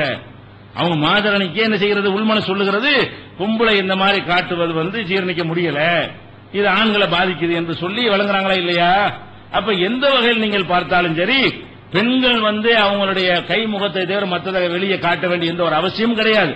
காட்டினால் அதனுடைய விலை ஒன்றை பல பாரதம் அவங்களுடைய கற்புக்கு, அவங்களுடைய உயிருக்கு, ஆண்களுடைய ஆண்மைக்கு, ஆண்களுடைய ஒழுக்கத்திற்கு, சமூகத்தில் எல்லாத்தையும் அது பாதி. திருட்டு கூட சொன்ன அந்த மைசூர் கமிஷனர் சொன்ன மாதிரி செயின் திருட்டு வரைக்கும் கூட என்ன செய்ய பாரதூரமான விளைவுகளை ஏற்படுத்துவதை பார்க்கணும். அப்ப இதையெல்லாம் பார்க்கக்கூடிய நேரத்தில் இந்த இஸ்லாம் என்பது மாறுவதற்குரிய அம்சம் ஒண்ணுமே கிடையாது. அவங்க தான் மாற்றுறதுக்குரியதாக இருக்கிறது. அல்லாஹ் ரப்பல் ஆலமீன் அழகா சொல்லி காட்டுறாங்க. எதுக்குன்னா ذَلِكَ أَدْنَىٰ يُعْرَفْنَ وَلَا يُؤْذَيْنَ. பெண்கள் இவ்வாறு ஆடை அணிந்து கொள்ள எதற்கு என்று கேட்டால் அல்லாஹ் சொல்றான், அதுனா யுரஃப்ன, ஒழுக்கமான ஆட்கள் என்று அறிந்து, ஃபலா யூதைன, ஆண்களால் தொல்லைப்படுத்தப்படாமல் இருப்பதற்கு இதுதான் சிறந்த வழி நல்லா சொல்லி காட்டுறோம். இந்த வாசகத்தை இந்த 3 நாள சொன்ன விஷயத்தை ஒரு வரியில் அல்ல சொல்றோம். எதற்காக இந்த கட்டுப்பாடு என்றால், ذَلِكَ أَدْنَىٰ أَن يُعْرَفْنَ நல்ல பெண்கள் என்று அறியப்பட்டு பலா யூதைன அவர்கள் துன்பத்திற்கு ஈவ்டீசிங் போன்ற கற்பழிப்பு போன்ற துன்பத்திற்கு ஆளாக கூடாது என்பதற்காக வேண்டி இதுதான் ஏற்ற வழி என்று அல்லாஹ் என்ன செய்றான் காரணத்தை சொல்லி காட்டுகிறான் 33வது அத்தியாயத்தில் 59வது வசனத்தில் சொல்லி காட்டுகிறான். அப்ப இந்த மாதிரியான ஒரு அடிப்படையை பார்க்கும் பொழுது இஸ்லாம் சொல்லக்கூடிய இந்த வழிமுறை தான் சரி என்பதை நம்ம விளங்கிக் கொள்கிறோம். அடுத்ததாக இந்த ஆடை விஷயத்தை உங்களுக்கு போதும், இது சம்பந்தமான நூல்கள் எழுதியிருக்கிறோம், பல நிகழ்ச்சிகளில் தெளிவாக சொல்லி இருக்கணும், அது கூட தெரிந்து கொள்ளுங்கள், நிறைய விஷயங்களை சொல்ல வேண்டி இருக்கிறது. அடுத்ததாக இவர்கள் எடுத்து வைக்கிற இன்னொரு வாதம், இப்ப சமீப காலத்தில் பரபரப்பா பேசப்படுற வாதம் என்னன்னு கேட்டா இதே பெண்கள் டாபிக் தான். பெண்கள் முஸ்லிம் சமுதாயத்தில் தலாக் நினைச்சாங்க, தலாக் விட்டுட்டு போயிடுறாங்க. தலாக் சொல்லி என்ன செய்யறான், போன்ல தலாக் விடுறான், எஸ்எம்எஸ்ல தலாக் விடுறான், போஸ்ட் கார்டுல தலாக் விடுறான். தலாக் என்று விட்டு இந்த பெண்களுக்கு எந்த விதமான பாதுகாப்பும் கிடையாது, எந்த விதமான ஜீவனாம்ச தொகையும் அவங்களுக்கு கிடைக்கிறது கிடையாது, அவங்களுடைய வாழ்க்கை இருந்து போய் விடுகிறது. இந்த மாதிரியான அடிப்படையில் பெண்களை விவாகரத்து செய்வதை இஸ்லாம் லேசாக்கி வச்சிருக்கிறது. இதன் காரணமாக ரொம்ப பெண்கள் ரொம்ப பாதிக்கப்பட்டிருக்கிறார்கள் என்று ஒரு விமர்சனத்தை செய்யறாங்க, பரவலாக சொல்லிக் கொண்டிருக்கிறார்கள். இதுல முற்போக்கு வேஷம் போட்ட சில முஸ்லீம்களை விழுந்து என்ன செய்யறாங்க, ஆமா இதன் விவாகரத்து பண்ணுவது அப்படியே கொடுமையா இருக்கிறது என்றெல்லாம் சொல்லக்கூடிய காட்சியை பாக்குறீங்க. அதனால விவாகரத்து சம்பந்தமாக முதல்ல இஸ்லாம் சொல்ற சட்டம் என்னன்னு நீங்க தெரிஞ்சு வைத்துக் கொள்ள வேண்டும். அதுக்கு பிறகு அது சரியா நீ சரியா, நீ மாறிட்டு வர நாங்க மாறிட்டு வர்றோமா, இந்த தலாக் விஷயமா இஸ்லாமுடைய விவாகரத்து சம்பந்தமா பேசுறீங்களப்பா, நீங்க எங்கெங்கெல்லாம் மாறினீங்க லிஸ்ட் இருக்கிறது. உலகமே எப்படி இஸ்லாமை நோக்கி மாறிக்கொண்டிருக்கிறது, நாங்க மாறவே இல்லை, நீ புதுசா நீ வேற சட்டம் சொல்லிக்கிட்டு தான் இருக்கிற. உன்னை அறியாமலேயே முதல்வர்களும் அதிகாரிகளும் நீதிபதிகளும் பலதரை அறிஞர்களும் தங்களை அறியாமலேயே இஸ்லாம் சொல்லக்கூடிய இதுதான் சரிங்கிறதை நோக்கி என்ன செய்யறாங்க, அந்த வார்த்தையை சொல்ல மாட்டார்கள். அந்த தலாக் என்பது விவாகரத்தில் எளிதாக இருக்கணும் என்ற கருத்தை நோக்கி வந்து கொண்டிருக்கிற காட்சியை பார்க்கணும். இப்ப இஸ்லாத்தை பொறுத்த வரைக்கும் இந்த விவாகரத்துல என்ன அதை விளங்கிக் கொள்ள வேண்டும். ஒரு ஆணும் பெண்ணும் சேர்ந்து கல்யாணம் பண்றாங்க, கல்யாணம் பண்ணாங்கன்னு சொன்னா ஒரு விருப்பத்தோட சந்தோஷமா அனைவரும் இருந்து விடுகிறார்கள். ஒரு அதிகமான மக்கள் என்ன செய்யறாங்க, 99% பேர் இவதான் என் பொண்டாட்டி இவன் தான் புருஷங்கிற அளவுல என்ன செய்யறாங்க, அதிகமான மக்கள் அப்படியே அந்த வாழ்க்கையில் இருந்துடுறாங்க. ஆனாலும் 100ல் 1 ஒரு 1000ல் 1 பிடிக்காம போயிடும். கல்யாணம் பண்ணிட்டாங்க, என்னதான் இந்த புருஷன் பிடிக்கவே இல்லைன்னு ஒரு பொம்பளைக்கு தெரியும். அது மாதிரி பொண்டாட்டி பிடிக்கலன்னு ஒருத்தங்க தோணுனா என்ன செய்யறது, இப்ப ஆணுக்கு பெண்ணை பிடிக்கலன்னு வைங்க, பிடிக்காம போனது பல காரணங்கள் இருக்கலாம். ஒன்னு பொதுவாக கல்யாணம் பண்றதுக்காக வேண்டி ஒரு சந்தோஷமா, சுருக்கமா சொன்னா தாம்பத்தியத்துக்கு, சுருக்கமா சொன்னால் தாம்பத்தியத்துக்காக தான் கல்யாணம் பண்றான், சந்தோஷமா இருக்கணும் என்பதற்காக வேண்டி. அப்ப அந்த பெண்ணு தாம்பத்தியத்தை தூண்டக்கூடிய வகையில் அவனுக்கு இருந்தா தான் அவனுக்கு அந்த சந்தோஷம் இருக்க முடியும். அது தூண்டக்கூடிய வகையில் இவனை அந்த கிளர்ச்சி அடைய செய்ய வகையில் அவருடைய நடை உடை பாவனை பேச்சிய உடலமைப்பு இல்லை என்று சொல்லி வைங்க. அப்ப அவனுக்கு என்ன செய்ய முடியாதுன்னா கல்யாணம் பேருக்கு கணவன் மனைவியா இருப்பாங்களே தவிர அந்த மனைவிக்கும் சந்தோஷம் கிடைக்காது, இவனுக்கும் சந்தோஷமா இருக்க முடியாது. ஆண்களை பொறுத்த வரைக்கும் பெண்களை பொறுத்த வரைக்கும் அவங்க பெருசா கிளர்ச்சி அடைய வேண்டிய அவசியம் கிடையாது. ஆண்களை பொறுத்த வரைக்கும் அவங்க தாம்பத்தில் ஈடுபடணும் என்று சொன்னால் அவங்களுக்கான ஒரு தனியா என்ன செய்யணும், ஒரு விதமான உணர்வுகள் ஏற்பட வேண்டும். அது பார்த்தவனையோ அவங்க பேச்சிலையோ அவங்களுடைய நடவடிக்கைகளையோ தூண்டப்பட்டுதான் ஆம்பளைக்கு ஏற்படும். அந்த மாதிரி ஒரு பெண்ணு கல்யாணம் பண்ண பிறகுடைய பேச்சினாலேயோ குறிப்பாக அடக்கி எதிர்த்து பேசுறாங்க பாருங்களேன், அந்த மாதிரியான ஒரு பெண்களாக இருந்தால் ஆண்களுக்கு கிளர்ச்சி வராது. ஆண்களை பொறுத்தவரைக்கும் என்னன்னு கேட்டா ரொம்ப அடக்குமுறை செய்வது, ஆதிக்கம் செலுத்துற மாதிரி பேசினா என்ன செய்யும், குழந்தை இருக்குன்னு வைங்களேன், ஒரு குழந்தைய நீங்க கொஞ்சமா இல்லையா, ஒரு குழந்தை எல்லாரும் கொஞ்சம், அந்த குழந்தை 25 வயசான கொஞ்சுவீங்களா, கொஞ்ச மாட்டீங்க. ஏன், அந்த குழந்தை தனமா இருப்பதான் கொஞ்சுவதற்கு தூண்டுகிறது. அதே பையன் தான் 25 வயசு என்ன செய்வான், அது கொஞ்சம் தன்மையிலாம இனி என்ன நான் என்ன இன்னும் கொஞ்சம் நாங்க கணவன் பேச ஆரம்பிச்சிருவான் பையன். இந்த குழந்தைய அது செய்யாது. அப்ப இந்த குழந்தைங்கிற அந்த ஒரு தன்மை இருக்கும்போது என்ன செய்யுதுன்னு கேட்டா நம்மள அறியாமலே இதை தூக்க சொல்லுது, கொஞ்சம் சொல்லுது, புலாவ சொல்லுகிறது இல்லையா. இதுதான் மனிதனுடைய சைக்காலஜி, மனிதனுடைய உள்ளம் அப்படித்தான் இருக்கிறது. அந்த அடிப்படையில் ஒரு பெண்ணு ரொம்ப கவர்ச்சி அழகா கூட இருக்கலாம், அழகா கூட இருந்தால் கூட குடும்பவியலோட விலைக்கு இருக்கணும், அழகா கூட இருந்தா கூட ஒரு ஆதிக்கம் செலுத்தக்கூடிய வகையில பேசினாங்கன்னு வைங்களேன், அவன் இயல்பாக அந்த கிளர்ச்சி வர்றதுக்கு பதில் பயம்தான் வரும். பயம் எப்படி வரும், ஒரு அரவணைத்து ஒரு ஆதிக்கம் ஒரு இல்லற வாழ்க்கை ஈடுபடணும்னா அது ஒரு ஆண்மைத்தன்மை எப்ப வரும்னு கேட்டா இந்த மாதிரி அடைக்கு திமுறா பேசணும்னு செய்யும். கிட்ட போனாலே ஒரு பெரிய மன்னரை கண்டா பயப்படுற மாதிரி, போலீஸ்காரன் கண்டா பயப்படுற மாதிரி இருந்தா எப்படி அவனுக்கு கிளர்ச்சி ஏற்படும், ஆசை வரும். இந்த மாதிரியான ஃபெயிலியர் ஆயிரும். அதிகமா ஃபெயிலியர் என்னன்னு கேட்டா பெண்கள் என்ன செய்யணும், அவங்களுக்கும் தாம்பத்திய சுகம் வேணும் என்று சொன்னால் அவன் வந்து என்ன செய்யணும், ஒரு கொஞ்சுற வகையில் தங்களை வந்து மாற்றிக்கொள்ள வேண்டும். அப்படி மாத்தலைங்கிற காரணத்தினால் கூட என்ன செய்யும், அவனுக்கு என்ன நான் அழகாத்தான் இருக்கேன், அவசியா இருக்கேன், என்னை விட குரங்கு போய் தேடிட்டு இருக்கான்னு சொல்றாங்க. குரங்கு தேடுற அதெல்லாம் மேட்டர் கிடையாது. அதுக்கு காரணம் என்ன, நீங்க வந்து ஒரு ஆம்பளைய வந்து நீங்க ஆதிக்கம் செலுத்தக்கூடிய வகையிலையோ அவங்க மேல நீங்க மேலாண்மை செஞ்சு அவனை அடக்கி அங்க ஏன் போன இது என்ன செஞ்சா இதுக்கே 10 ரூபா செஞ்ச அங்கே 20 ரூபா இப்படின்னு இப்படிலாம் வச்சுட்டு என்ன செய்ய ஒண்ணு ஒண்ணுக்கா. சில வீடுகளில் பெண்களுக்கு ஆண்களுக்கு அதிகாரமே இருக்காது, பொம்மையா தான் இருப்பாங்க. ஜோக்குல பேப்பர்ல சொல்றாங்க, ரொம்ப அதிகமா சொல்றாங்க, ஆனா கொஞ்சம் இருக்குது. சின்ன அளவுல என்ன செய்யறது சில குடும்பங்கள்ல நாமளும் அதிகாரம் பண்ணிக்கிட்டு இருக்கிறோம். அதிகமா பேப்பர்ல ரொம்ப அதிகமா ஜோக்கு போட்டு சொல்றாங்க, ஓவரா மிகப்படுத்தி சொல்றாங்க. ஆனா இருக்குது ஒரு 5% வீடுகள் என்ன இருக்குது, பெண்கள் வச்சதான் சட்டமா இருக்கு, இருந்துட்டு போகுது. ஆனா இது வந்து ஆணை வந்து என்ன செய்ய தூண்டாது. அவனுக்கு அரவணைக்கணும், கொஞ்சம் குழாவணும், சந்தோஷமா இருக்கணுங்கிற அந்த ஒரு ஃபீலிங் என்ன செய்ய அவனுக்கு படிப்படியா குறைஞ்சி வீட்டுக்கு போற லேட்டா போவான். மனைவி தூங்கணும்னு போவோமா அப்படிலாம் எதுக்கு அந்த பேச்சு அந்த இதை தாங்க முடியாத அளவுக்கு அவனுக்கு ஆய்வெடுக்கிறது. அதனால அவனுக்கு அந்த இல்லற இன்பம் இல்லைன்னு கிடையாது. இல்லற இன்பம் ஆணுக்கு வர்றதா என்ன செய்யணும், அதுக்கு ஏற்றவாறு அவங்க வந்து அதை தூண்டக்கூடிய வகையில் இருக்கணும். தெரியல அதுக்கு ஆணுக்கு மட்டும் தனியா கவுன்சிலிங் கொடுத்து நடத்த வேண்டி இருக்கிற அந்த மாதிரி குடும்பங்களுக்கெல்லாம் அது விஷயம் இல்லற பாடத்தை தெரியாத காரணம் செய்யறாங்க. இதனால ஒருத்தனுக்கு பிடிக்காம போகும். இதனால வருமானம் என்ன செய்யாது, எது கல்யாணம் பண்ணோம், நெருங்க முடிய மாட்டேங்குது அப்படின்னு நினைக்கலாம். அழகு இல்லாம இருக்கலாம், அல்லது வேற வேற காரணங்கள் இருக்கலாம், அல்லது ஒரு தவறான நடத்தையை கண்ணால கூட பார்த்துட்டு வெளியே சொன்னா மானம் போயிருமேன்னு வேணாம் மட்டும் சொல்லுவான்.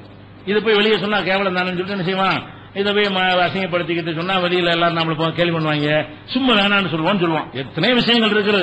அப்ப என்னமோ ஒரு விஷயத்துக்காக வேண்டிய அந்த புருஷனுக்கு பொண்டாட்டியும் பிடிக்கல. அது என்ன செய்யணும், மார்க் என்ன சொல்லுது, கூப்பிட்டு விசாரிக்க சொல்லுது. பிடிக்கலன்னு சொன்னா என்ன செய்யணும், முதல்ல விசாரிங்க, முதல்ல அவனை அறிவுரை சொல்லுது. நீ பயான் பண்ணி மார்க்கத்தை சொல்லு, கணவனுக்குன்னு ஒரு உரிமை இருக்கு, நீ வந்து கொஞ்சம் எனக்கு இணங்கி போகணும், இது மார்க்க கடமைன்னு சொல்லி பாருன்னு சொல்லுது. அதையும் கேட்கல, கொஞ்ச நாள் தற்காலிகமா பிரிஞ்சிருங்க அப்படின்னு சொல்லி கேட்டது. அல்ல 2 அடி அடிச்சு கண்டிச்சு கூட பாருங்க, அதுவும் வரலன்னு சொன்னா என்ன செய்யுங்க, 2 குடும்பத்தில் நடுவர்கள் வச்சு பேச உடனே தலாக் கூட சொல்லல. ஆண்களுக்கு இஸ்லாம் எப்படி வழிகாட்டுதுன்னு கேட்டா, உனக்கு ஏதோ காரணத்தினால மனைவியை பிடிக்கலையா, பிடிக்கலன்ற உடனே நாளைக்கே தலாக்குன்ற கூட நீ என்ன செய்யணும், என்ன பிடிக்கலங்கிறத வச்சு அவர்கிட்ட பேச்சுவார்த்தை நடத்தி, நீ செய்யற சரியில்லை, இந்த குர்ஆன்ல எப்படி இருக்குது, நபி இப்படி சொல்லி இருக்கிறாங்க, இது மாதிரி நீ செய்வது இறைவனுக்கு விருப்பாத ஒரு காரியம், கணவன் மனைவி அது நமக்குள்ள ஒப்பந்தம் இருக்கிறது, அந்த ஒப்பந்தத்துக்குள்ள நீ நிக்கணும் நான் நிக்கணும் விலைக்கு சொல்லி என்ன செய்யணும், அதை இணக்கத்தை கொண்டு வரணும். கொண்டு வர முடியல என்று சொன்னா என்ன செய்யணும், தற்காலிகமா பிரிஞ்சு நீ தனியா படுத்துக்க நான் தனியா படுத்துக்கிறேன்னா அப்ப அந்த அருமை வழங்கும். அந்த மனைவிக்கு என்ன செய்யும், நம்ம அந்த உடல் அழகை வைத்து அவனை வீழ்த்திடலான்னு பார்த்தா அவன் தனியா போய் ஒதுங்கிட்டான், நம்ம தான் கொஞ்சம் வரணும், நம்ம இறங்கி வர்ற மாதிரி ஒரு சூழ்நிலை ஏற்படும். அதெல்லாம் பிறகு சரியா வரலன்னு என்ன செய்வாங்க, அல்லாஹ் குர்ஆன்ல சொல்றான், ஃபபது ஹக்கமம் மின் அஹ்லிஹி வ ஹக்கமம் மின் அஹ்லிஹா. இவனுடைய குடும்பத்தில் ஒரு நடுவரை வைத்துக் கொண்டு அவளுடைய குடும்பத்தில் நடுவரை வச்சு சமரசம் பேசுங்க. அவங்க 2 பேரும் பேசுறதுக்கு பதிலா உங்க அப்பா வர சொல்லு, உங்க அப்பா வர சொல்லு பேசு அப்படின்னு பேசினா தீர்வு கிடைக்கும். 2 பேரும் உள்ள நடந்து பேசினா தீர்வு கிடைக்கும், சமாதானம் ஏற்படுத்துவாங்க. பிரச்சனை எப்ப சமாதானம் ஏற்படும், சின்ன சின்ன விஷயங்களால சமாதானம் ஆயிடும். உப்பு போட மாட்டேங்கிறா, டீ போட தெரியல, 10 மணிக்கு முடிக்கிறா, 7 மணிக்கெல்லாம் படுத்துறாங்க, இப்படியான பஞ்சாயத்து வைங்க. இதெல்லாம் சரிதான்ப்பான்னு சொல்லி கவுன்சிலிங் பண்ணி என்ன செய்யலாம், அவளுக்கு 2 அறிவுரையை சொல்லி இவனுக்கு 2 அறிவுரையை சொல்லி தனித்தனியா கூட சேர்த்து வச்சு விட்டுறலாம். இதெல்லாம் மேட்ச் ஆகி போயிடும். அடிப்படையான விஷயங்கள்ல கோளாறு வச்சுன்னு வைங்க, என்னத்தை சொன்னாலும் அவனுக்கு என்ன செய்யாது, அவனுக்கு ஒன்னும் விஷயமே இல்ல, தாம்பத்தியமே நடக்கல, எனக்கு பிடிக்கவே இல்ல, அவ தப்பா நடக்கிறா, இப்படி பல மாதிரி இருந்துச்சுன்னு வைங்க, என்னதான் கவுன்சிலிங் சொன்னாலும் அவனால இணங்கி வாழ முடியாது. அப்படியான ஒரு நிலைக்கு வரும்போது இஸ்லாம் என்ன பண்ணுது அப்படின்னா, நீ என்ன செய்ய, விவாகரத்து பண்ணு. அந்த விவாகரத்தை அவனே பண்ணலாம், கவர்மெண்ட்டுக்கு போக தேவையில்லை, அரசாங்கத்துக்கு போய் சொல்ல வேண்டிய தேவையில்லை. நான் வந்து மனைவியை நான் விவாகரத்து செய்யறேன், 2 சாட்சிகள் முன்னிலையில வச்சு என்ன செய்யலாம், 2 சாட்சி இருக்க வேண்டும். சாட்சி கூட எதுக்கு சொல்லப்படும், அந்த சாட்சியை நாளைக்கு என்ன செய்வான், அறிவுரை சொல்லுவாங்க, ஏன்டா அவசரப்படுற வேணாம்ல தம்பி அப்படின்னு சொல்றதுக்காக சாட்சியோட வச்சுக்கிற சொல்றான்ல. அப்ப 2 சாட்சிகளை வைத்துக் கொண்டு நீங்க டைவர்ஸ் தலாக்குன்னு சொல்லுங்க சொன்னா திருமணம் முடிஞ்சு போயிடும். முடிஞ்சவன் நிரந்தரமா முடிஞ்சிருமா, நிரந்தரமா முடியாது. தலாக்குன்னு சொன்ன பிறகு 3 மாத விடாய், அந்த பெண்ணுக்கு அடுத்து 3 மாத விடாய், 3 மாசம் வச்சுக்கிறேன் விளங்குறதுக்காக வேண்டி 3 மாத காலம் வரைக்கும் அந்த தலாக்குன்னு சொல்லிட்டா கூட அது தலாக்கு ஆவல, 3 மாதம் நிறுத்தப்பட்டு இருக்கிறது. அந்த 3 மாசத்துல என்ன செய்யலாம்னு கேட்டா, அவன் தெரியாம அவசரப்பட்டவன் அல்ல அவளை என்ன அவசரப்பட்டேன்னு சொல்லலாம், 2 பேரும் பேசி நம்ம சேர்ந்துக்கிறோம், இனிமே நான் ஒழுங்கா இருக்கிறேன் அவ சொல்லலாம். அல்ல இவன் தப்பா விட்டான்னு வைங்க, நான் தான் அவசரப்பட்ட தலாக்கு சொல்லிட்டோம், பிரச்சனை இல்ல நம்ம சேர்ந்துக்கிறோம் அப்படின்னா 3 மாசத்துக்குள்ள சும்மா சேர்ந்துக்கலாம் 2 பேரும். தலாக்குன்னு சொல்லிட்டு கூட 3 மாசம் டைம் கொடுக்குது, 3 மாத விடாய். 3 மாத விடாய்ங்கிறது 3 மாசம் 3.5 மாசம் 2.5 மாசத்துல முடியும், அவங்க இதை பொறுத்தது. ஆவரேஜ் 3 மாசம் வச்சுக்கிறங்க. அந்த 3 மாத காலம் வரைக்கும் தலாக் என்று சொல்லியும் கூட முழுசா விலகி விடவில்லை, முழுசா உறவு அத்து போய் விடவில்லை. அவங்க என்ன செய்யலாம், 3 மாசத்துக்குள்ள சரிவா நடந்து சேர்ந்துக்கணும்னு சொல்லி கல்யாணம் பண்ண வேண்டியதில்லை, ஊரெல்லாம் கூட்ட தேவையில்லை, அதுக்கு சாட்சியெல்லாம் வைக்க தேவையில்லை. 2 பேரும் சேர்ந்துக்கணும், பிரச்சனை மரியாதை முடிஞ்சு வச்சு. 2 பேரும் சேர்ந்து கொண்டார்களே ஆனால் அவங்களுக்குள்ள என்ன செய்யறேன், பிரச்சனை முடிஞ்சிடும். அது போக இந்த விவாகரத்து இந்த ஒரு தலாக்கு சொன்ன பிறகு கூட மார்க் என்ன சொல்லுதுன்னு கேட்டா, அவங்கள பிரியக்கூடாது, கணவன் வீட்டுலாம் இருக்கணும்னு வேற சொல்லுது. இது சம்பந்தமா கூடுதல் விவரங்கள் இருக்கு. என்ன செய்வோம், நாளை இதனால தொடர்ச்சியா பார்ப்போம். நேரத்தை பார்க்கல.